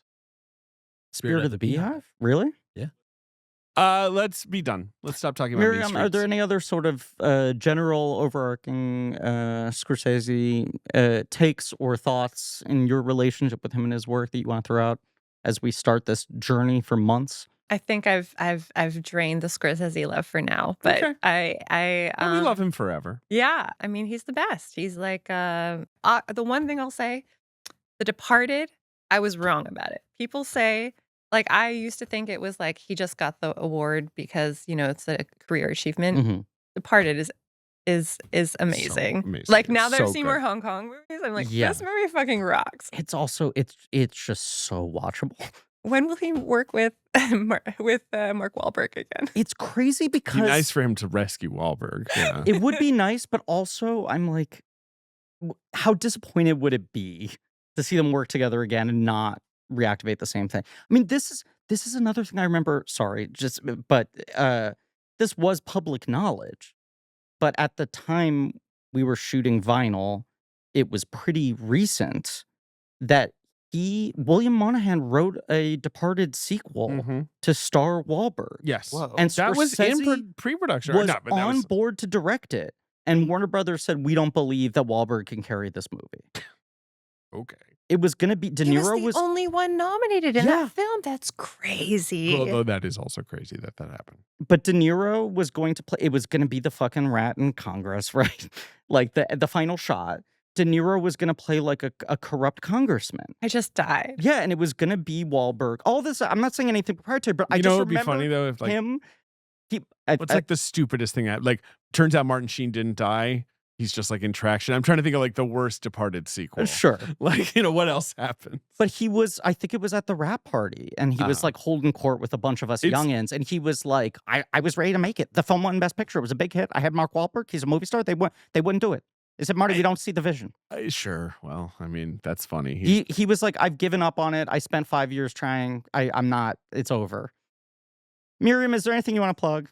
No. I'm just You're vibing. I'm vibing. We're vibing. We love it. We love to see you vibe. We're here to vibe. It's very nice to have you on the show again, Miriam. It's so nice been to be far too back. long. It's yeah. Years-long project. There have been other episodes we've circled, and then trips changed. I And, know. yeah. I'm Yeah. sorry. No, I no, know. no, There's no, no. one I would have loved to do. Which? Like Remind me. Vamps. Vamps. Oh, yeah, that's right. Yeah. Which now we've both said, I fucking love Vamps. Vamps. Yeah, I told Hosted you. a Vamp screening in LA. I think that movie's awesome. Anyway, it's such an honor to be on this episode for this series. Oh, and it's nice to have you. So glad it Yeah. worked out. And thank you all for listening. Please remember to rate, review, and subscribe as we go through 5 more months of Martin Scorsese. Yes, next week will be Alice Doesn't Live Here Anymore. Another gangster picture. Oh, God. The same thing every week. Why don't you try silence? We are going to try. Ellen Burstyn. Yeah, right. She right. once told Griffin to shut the fuck up. In a nice way. Well, it wasn't nice, but in a fact, more polite way. The way she said it was, Griffin, try silence. Who said that? Ellen Burstyn, Academy Award winner Ellen Burstyn. Oh my God. One of the most devastating things that has ever happened to me. To anyone. No, that's I think to anyone. incredible. It was incredible. I wear it as a badge of honor, but and then you went on to become a professional talker. yeah, you know what? You know what, Ellen? You know what, Ellen? And Eat it's good this. that you didn't. Anyway, tune Ellen in hit next you with week. Tune in next week. As against her wishes, we talk extensively about Ellen Burstyn. And as always, I want to say, I only watch Let My Puppets Come as a student of cinema. That is the only thing. That's the prism through which it's just important That's fine. for I don't film care. history, Ben. Sure. And there's some good puppetry in it. I don't endorse what the puppets are doing. I don't like it. They can do it if they want. I'm not telling them they Can can't you cut his do mic? it. Blank Check with Griffin and David is hosted by Griffin Newman and David Sims. Our executive producer is me, Ben Hostley. Our creative producer is Marie Barty Salinas. And our associate producer is AJ McKeon. This show is mixed and edited by AJ McKeon and Alan Smithy. Research by JJ Birch. Our theme song is by Lane Montgomery and the Great American Novel, with additional music by Alex Mitchell. Artwork by Joe Bowen, Ollie Moss, and Pat Reynolds. Our production assistant is Minnick. Special thanks to David Cho, Jordan Fish, and Nate Patterson for their production help. Head over to blankcheckpod.com for links to all of the real nerdy shit. Join our Patreon, Blank Check Special Features, for exclusive franchise commentaries and bonus episodes. Follow us on social at Blank Check Pod. Subscribe to our weekly newsletter, Checkbook, on Substack. This podcast is created and produced by Blank Check Productions.